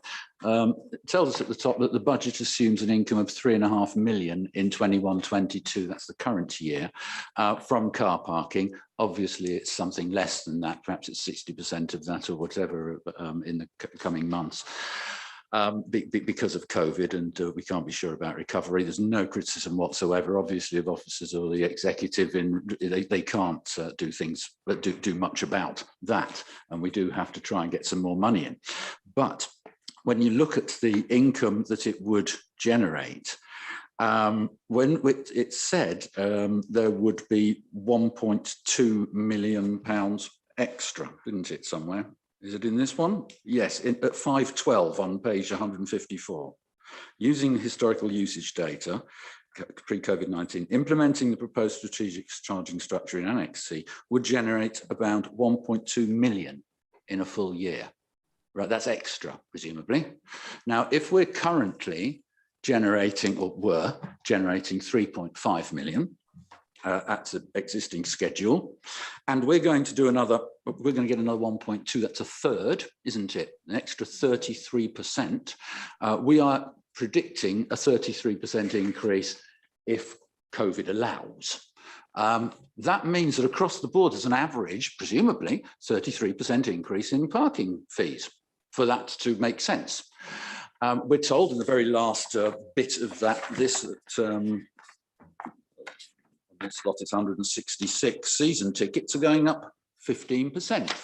If they're only going up 15%, then we've got to put up other fees. Now, I mean, I can't read all of this. The 8s and the 0s look the same to me in this, where they're printed out. That's my eyes. I appreciate that. I can't see where the money's coming from. If this is true, it does say that we're only going to make 260k in additional income for a start, and I can, you know, I can see how this works out. I think we're looking at a £770,000 extra income over the coming months, is what the executive is talking about, rather than the 1.2 million, but 770k. I don't see how this makes any sense. Are we? I mean, if it's true that what we're doing is well in excess of 33% price rise, I think this is an extremely devious way of doing it Right, I'll by not stop- telling I'll anyone. stop you there because there's a gentleman. Well, that's my So, first point. yes, I know, you've got to take every opportunity at my age. So Mr. Homewood, if you'd like to give him an answer. If I can, Chair, I'll try to clarify the figures there. Where the report in, I think you said in 512, Councillor Hyman said, based on historical usage data, implemented proposals will generate 1.2 million. In historical terms, we were generating 5.2 million pounds in a full year. So it's a normal year, we were generating just over 5 million pounds. The 3.5 million pounds there is the reduced level of income because of COVID impact. So that's in the last 12 months or so, we've only generated 3.5 million, not 5.2. So that's a reduced figure. So the 1.2 is based on what was 5.2 million pounds income in a full year. So it's 1.2 extra on 5.2, not on 3.5.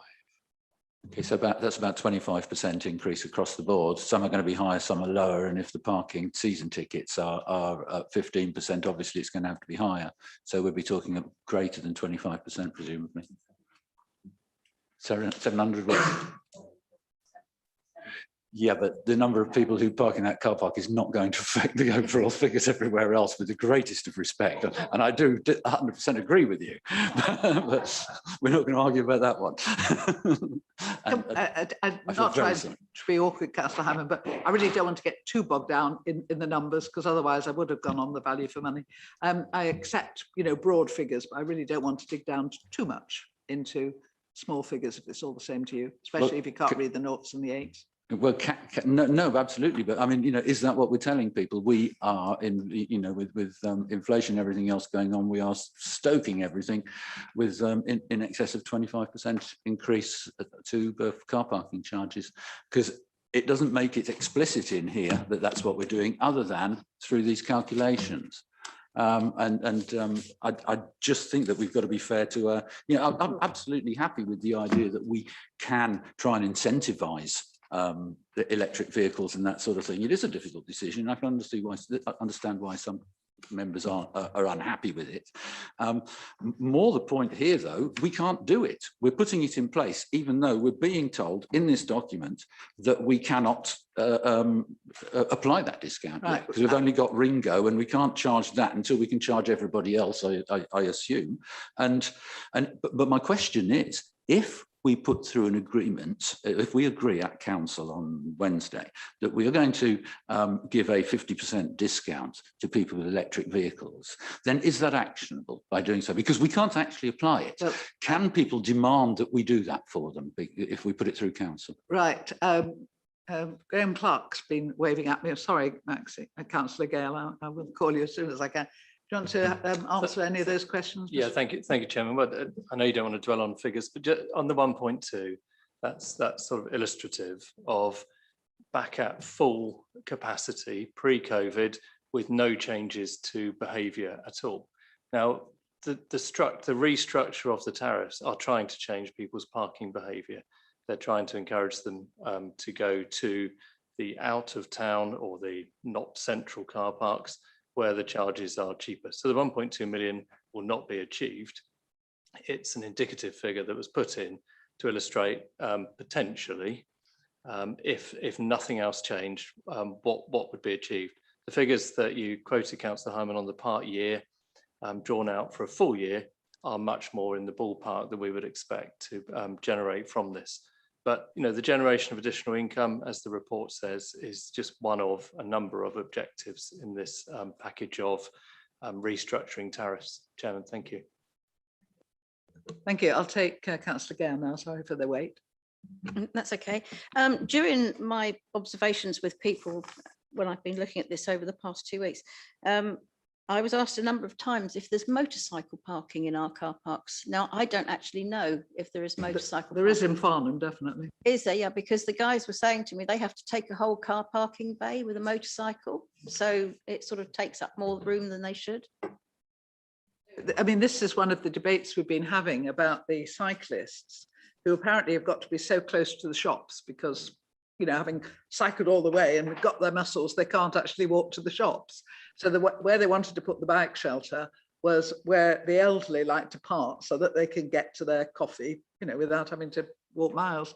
And so we've come to, we hope, what's as a compromise, but the bike lobby don't like it because they've got to walk about 25 metres, I think, you know, which is, and there isn't a pavement nearby. They've got to sort of negotiate traffic.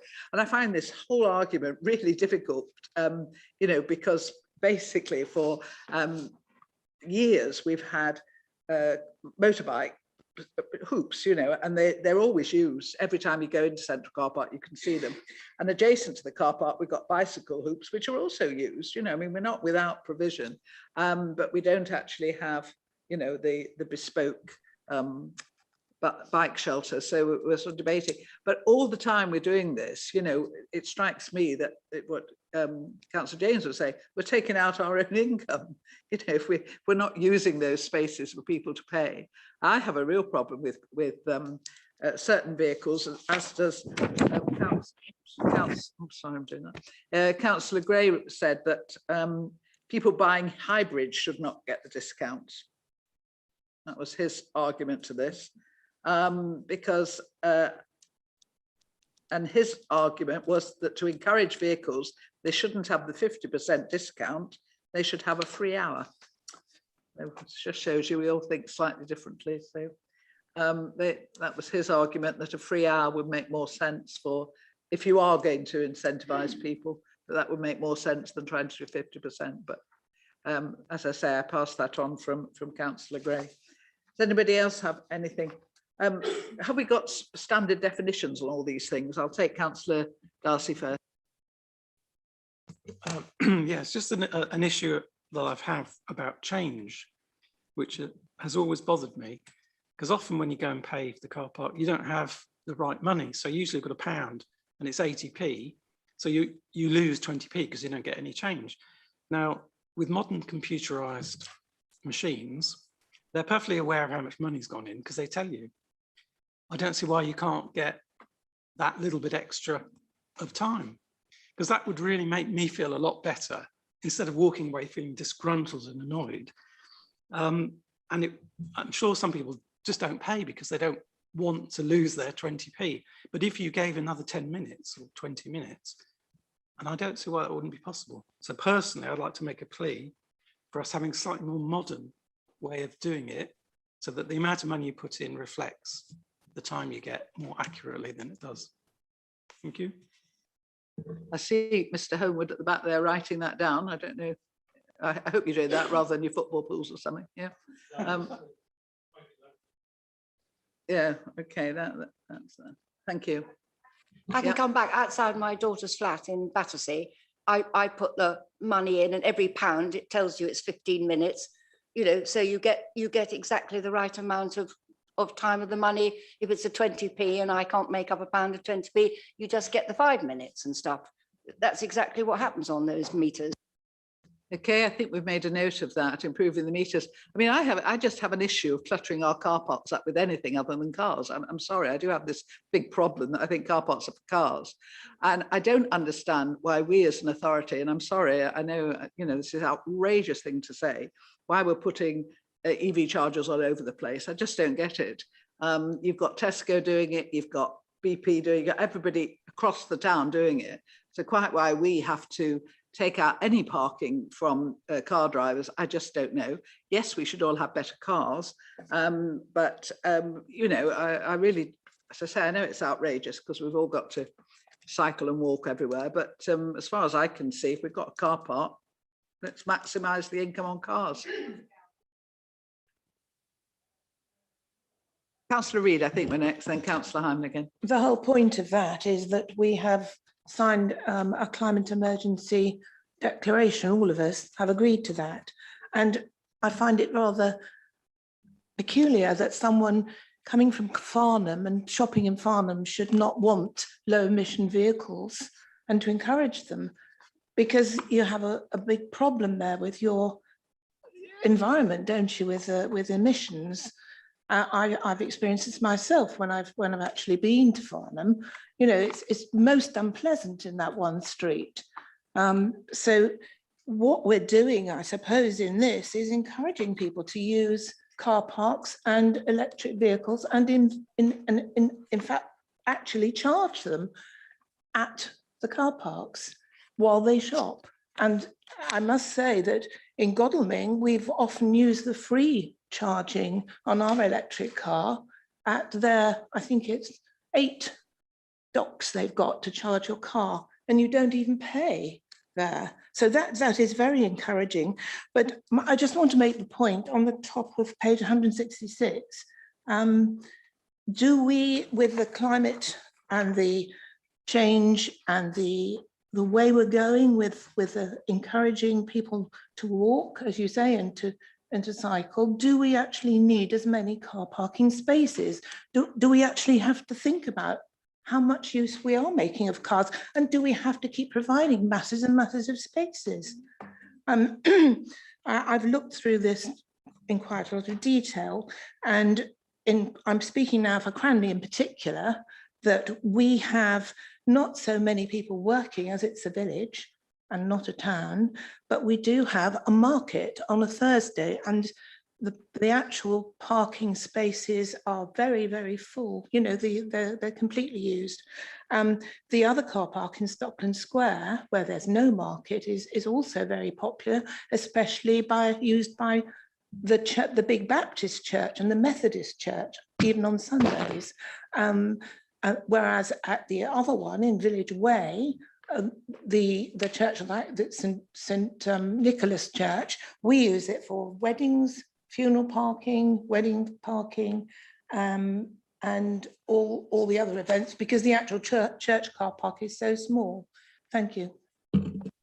Thank you, Councillor Reid. I think you misunderstand me. I'm not against low emission cars by any stretch, and I'm all for doing everything we can to promote them. I just don't see why we personally need to put car charging, you know, take out parking spaces for other car users to service them when everybody else just goes to the service station, and that's where you go when you get your fuel. So I just find it difficult to take in. But I mean, you misunderstand me if you think that I'm not for low emission cars. I'm totally for that, you know, and that's what I want to see.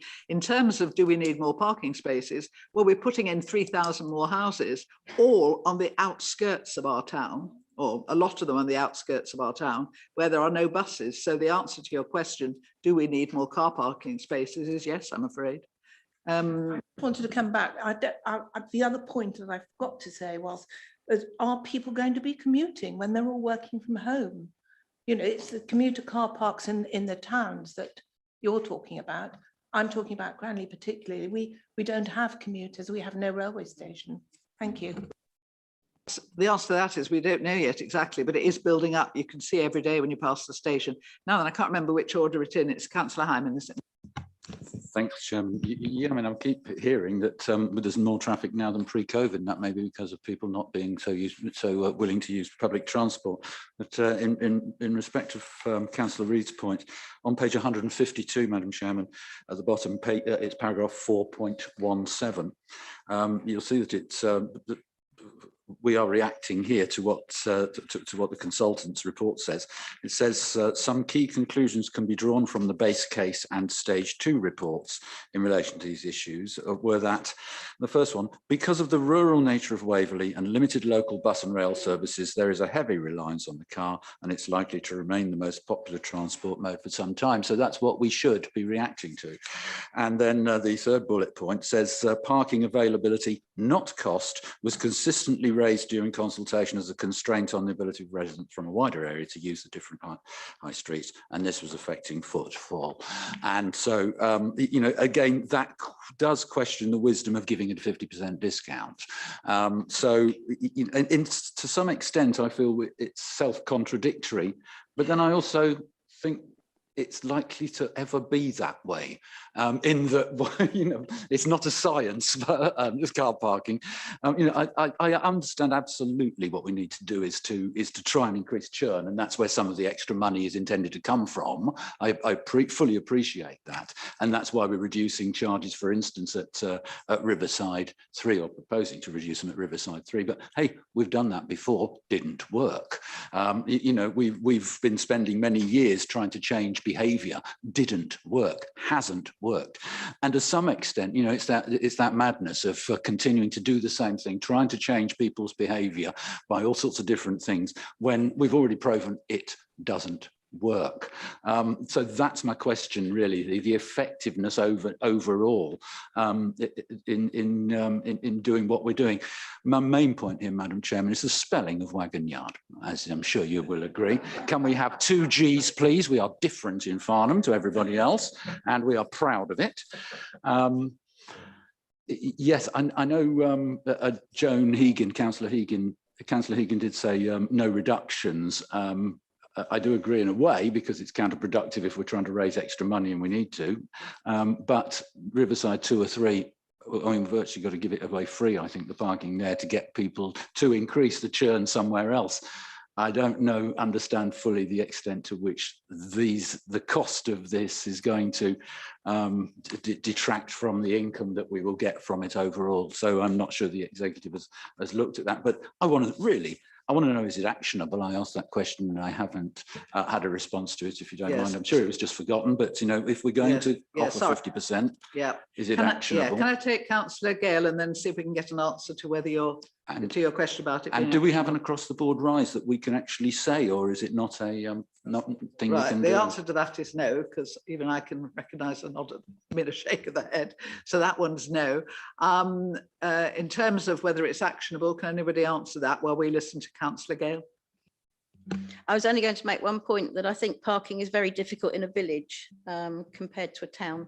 And I include villages, Cranley, because obviously Cranley is a village as well. You have to get people off of the road. They will park on the side of the road, which means that the throughput of traffic is always hampered. So that's why at Milford, our little car park is so important for the ladies and gentlemen to be able to park in, especially at school drop-off and pick-up time. Otherwise, we just have a nightmare. So, and if anybody can find a car park near Chandler School, that would be super. Yes, you just stay in, don't you, when the school run, if you can do it. Mr. Homewood, do you have an answer to whether or not it's actionable? If I can, Chair, the discount is actionable through Ringo. The technology with Ringo will identify your vehicle as low emission or zero emission when you register with Ringo, because you put your car details in the system. So you can offer the discount through Ringo. You cannot offer it at the machine, because the machine cannot tell whether your vehicle is ultra low emission or zero emission. So the incentive there is, if you want to get your 50% discount for your electric vehicle or ultra low emission vehicle, you pay by Ringo, and then it will be discounted automatically at the centre. Good. Think we should set up Ringo. Sorry, Chair, on the other point about Cranley, we did in Annex A, we explained the rationale behind the way each settlement's being treated, and the rationale for Cranley is different to the rationale for the other 3 towns that have commuters as well. So we've recognised that in the rationale in Annex A. Thank you. I'd like to sort of wrap this up. There's one question that Richard Seaborn sent in. Is there a standard definition for ultra low emission vehicles? Yes, there is, Chair. And for? Zero emission. Yes. The legal definition. And there's a strict definition? Yes. Right. I think now we should perhaps look at the recommendations and see whether we want to put something out. We've got 1 or 2 points, I think, that have stood out.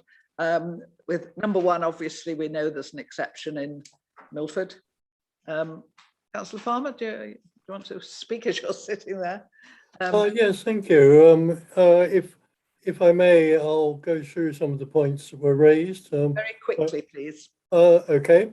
So in the order raised, Councillor Gale, in addition to the specific points, also suggested the use of tap and go. I take the point about convenience. We will look at that and see how practical it is. Installing machines capable of it all over the borough would be an expensive job, I suspect, but we will look at it. And the same applies in response to Councillor Darcy. I agree with him. It would be much nicer if they worked like that. Making them work like that may be non-trivial, but we'll get back to him. Councillor James raised the point about the discount for electric vehicles working against the objective of raising maximum revenue. There is a clash of priorities here because we have collectively agreed that we will try to promote the action against the climate emergency, and we also want to maximize revenue. So in this particular case, given that after 2030, no new cars will be sold which are not electric, we felt that it was reasonable to make a gesture to encourage people to move in that direction. In response to... Can I just interrupt there and ask you about the free hour that somebody mentioned as yes, well? that was whether that could also go in with the, when you look at it, the proposed 50% discount, have a look at the... Yes, that was Councillor Gray's suggestion. Yeah, and also the signage. Could you make yes. Yeah. On the free hour, we are in general very skeptical about having free periods because one effect is that it encourages people to stay for longer, feeling that the inspectors won't come round for that much longer. And also just enforcement becomes very difficult. It also encourages unnecessary use of car parks. We feel that basically anyone who's using a car park should pay something towards its upkeep and towards the income of the borough. The point made by Councillor Higgin and another councillor, I'm sorry, I've lost track of who it was, but about signage, yes, I completely agree. Just to confirm, an electric vehicle, as was found in Cranley, does need to pay both for the parking space and also for the electricity used. And we're not really in the business of providing free electricity. I think that is entirely reasonable, but Councillor Coburn is absolutely right that we have to make sure that the signs make this clear, because otherwise people can quite reasonably appeal against it. Councillor Hyman suggested that it'd be very difficult to change behaviour.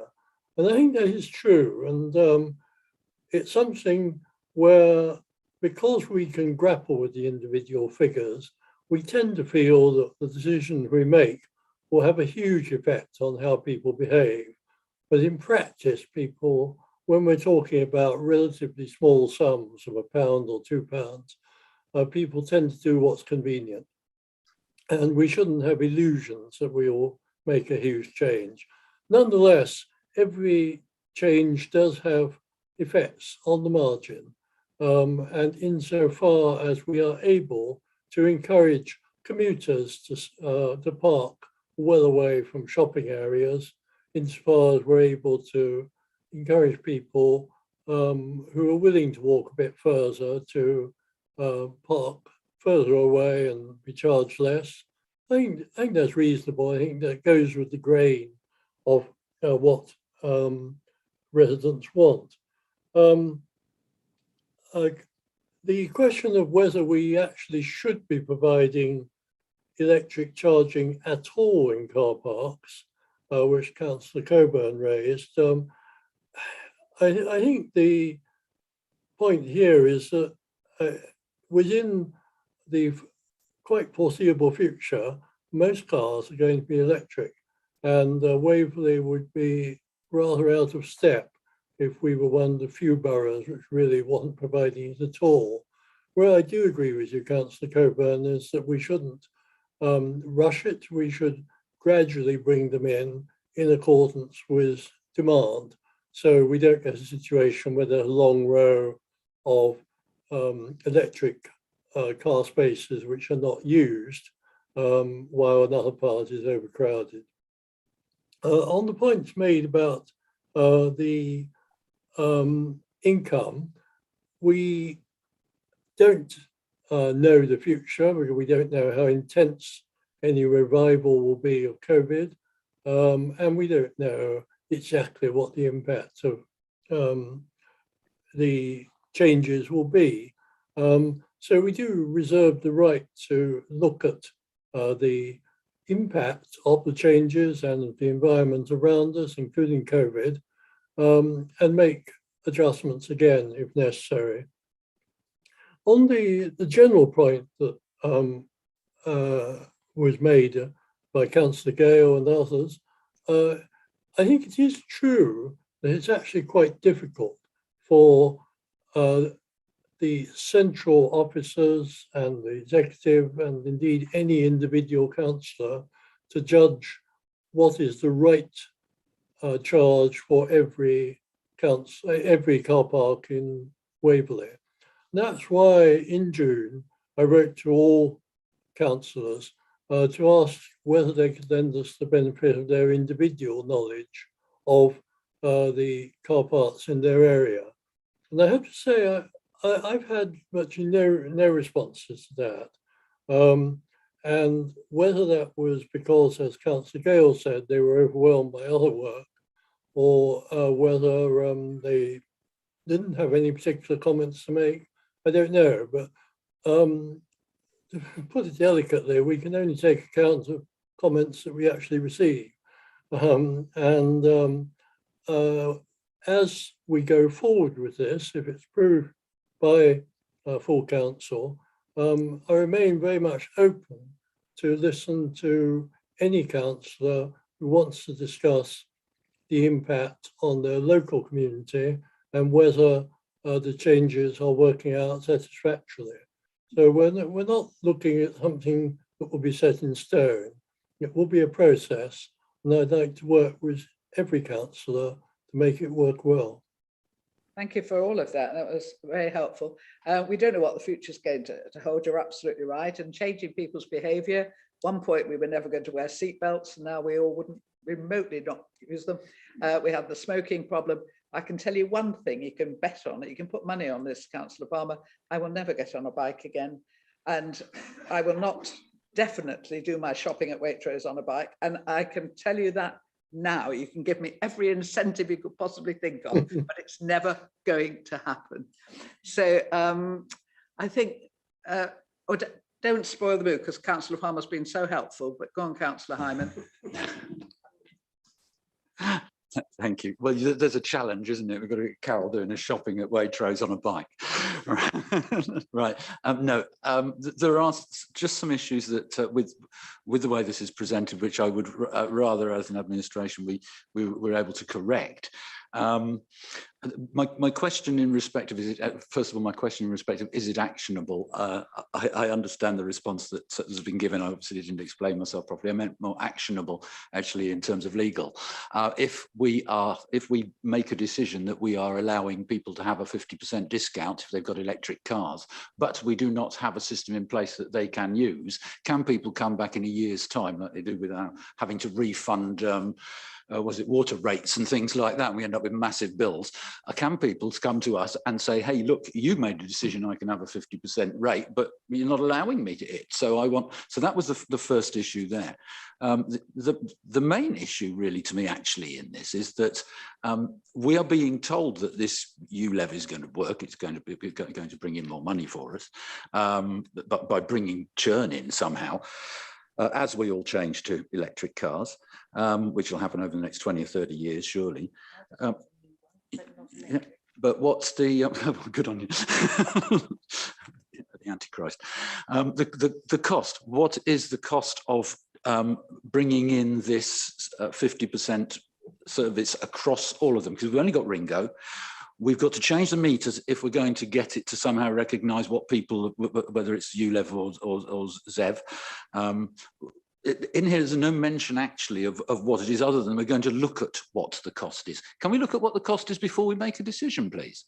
Yeah, I mean, that would normally be the way to do it. I think we really are just, you know, straying into too much detail at this stage. I really do. We've got recommendations, we've made recommendations, and it's going to be reviewed in a year's time.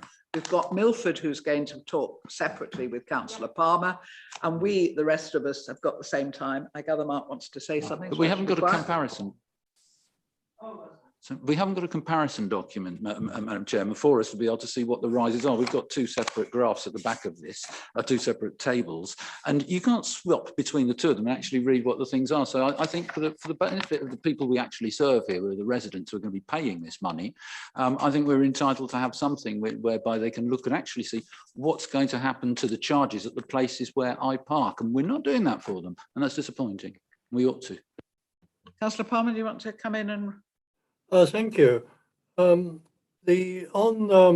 Councillor Hyman's point about whether people could take legal action to say that we had promised them a 50% discount, but we had not provided the infrastructure to make it possible, I should clarify that what we're saying is that where Ringo is available, we are making it possible to claim a discount by using that system.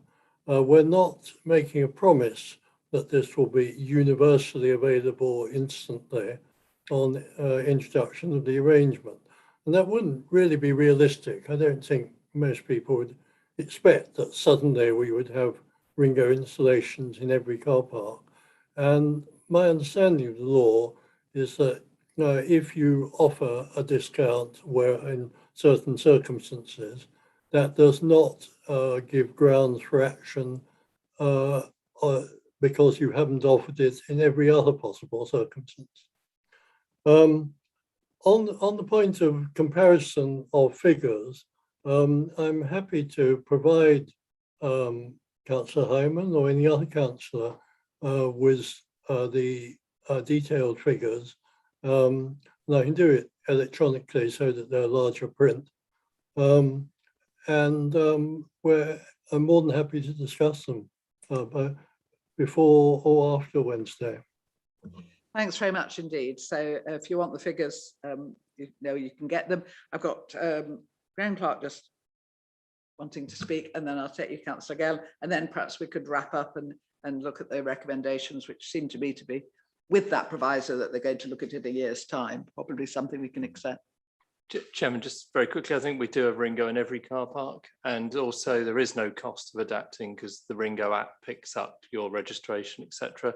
And just on the comparison point, I mean, the comparison is the difference between the two tables by car park. It's very, we're not comparing like for like because we're changing the structure of the tariff. So it could be as misleading as it is helpful to try and draw a comparison. So it is holding one against the other is probably the best bet. But Rich and I work with Councillor Palmer and see if there's another way of us simplifying that. Thank you. And Councillor Gale. Just one thing on the 50% reduction in charge using Ringo, 50% of 80p is 40 and the minimum charge at Ringo is 50p. So you're not getting a 50% discount. Councillor Gale's been raising this all day, and I'm sure she's 100% accurate. So can you take that away and think about it? Because, you know, if we can't offer something that doesn't make any sense, it wouldn't do our reputation much good, would it really? Can we just look at the recommendations? Has anybody got any strong reason why they can't support? Councillor Palmer has gone through everybody's points very succinctly. So obviously he has taken notice of things like tap and go, but with the proviso obviously that there's an expense there, and the signage and all the other matters that we've raised. Does anybody else want to add anything, or can we take the recommendations as they sit on that page? Everyone quite content? Councillor James? Yeah, I mean, I can't support the 50% reduction at all. of an electric car. They're new cars. People have spent a lot of money on them. If they need to have a reduction, I've just bought a second-hand new car because mine had done 167,000 miles. And Phillips of Wormley said, Mrs. James, I think you ought to get a new one. So they've got me a new one. And quite frankly, you know, which I paid £3,200 for. And if somebody's spending several £1,000s more on a brand new car, the fact that they need a 50% reduction is, I think, I couldn't possibly support it. I think, you know, you're not the only one with reservations about that for all sorts of different reasons. So, And sorry, and as Councillor Palmer said, it was the clash of priorities. Well, my priority is clashing with yours, and I'm going for more income. Thank you. I think that's a fair point to add as an addendum to what we send in, that there were strong opinions about not offering any incentive to people who already have the wherewithal to get an electric car.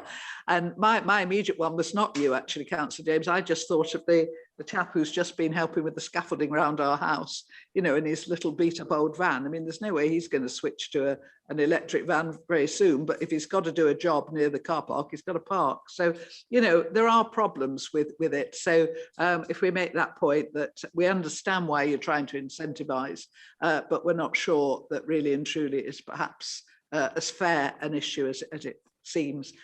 Councillor Else. Thank you very much, Chairman. All I'd like to say is listen to the debate with great interest, and I agree with many of the points that have been made. But the fact remains that whatever you go to buy, when you need to park your car, you have to pay to park. The fact you're buying electricity is no different than going to buy a new pair of shoes. So I am with the sentiment that a reduction isn't really necessary and income will be improved. Thank you.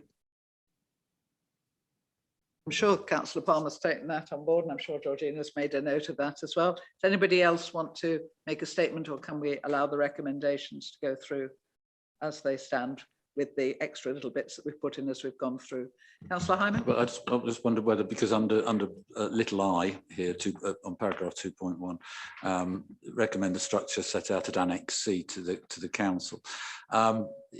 I have a great deal of difficulty actually reading that. I don't know whether anybody else has been able to compare each charge by, you know, for each car park and see what's actually going on there and what it might be. So, you know, to me, I suppose it's section 13 of our constitution that says that we need to be informed when we make decisions. I mean, if we're not informed about what it's actually doing to people, and you know, we've got to be certain, have some degree of certainty that it's going to be effective. I think we're a bit worried about that side of it. Well, if you're feeling uneasy about that, why don't you sit down with Graham Clark and go through it, and then he can point out. Well, I just think for the sake of the public, we should be able. It should be transparent as to what's changing in the car parking charges that we're putting through. That's all. I think it is transparent. It's just not presented in perhaps the easiest possible way. That's not transparent if people can't physically, you know, realistically check it for themselves, is it? That's the issue here, and of course the cost, the true cost of the 50% discount by forcing people to use Ringo. There's probably an equalities issue on that one more than anything else, whereby, you know, if one person's got Ringo, we've rehearsed that, pay and more. Councillor Palmer's got that. You're not adding any new points, Councillor Hyman.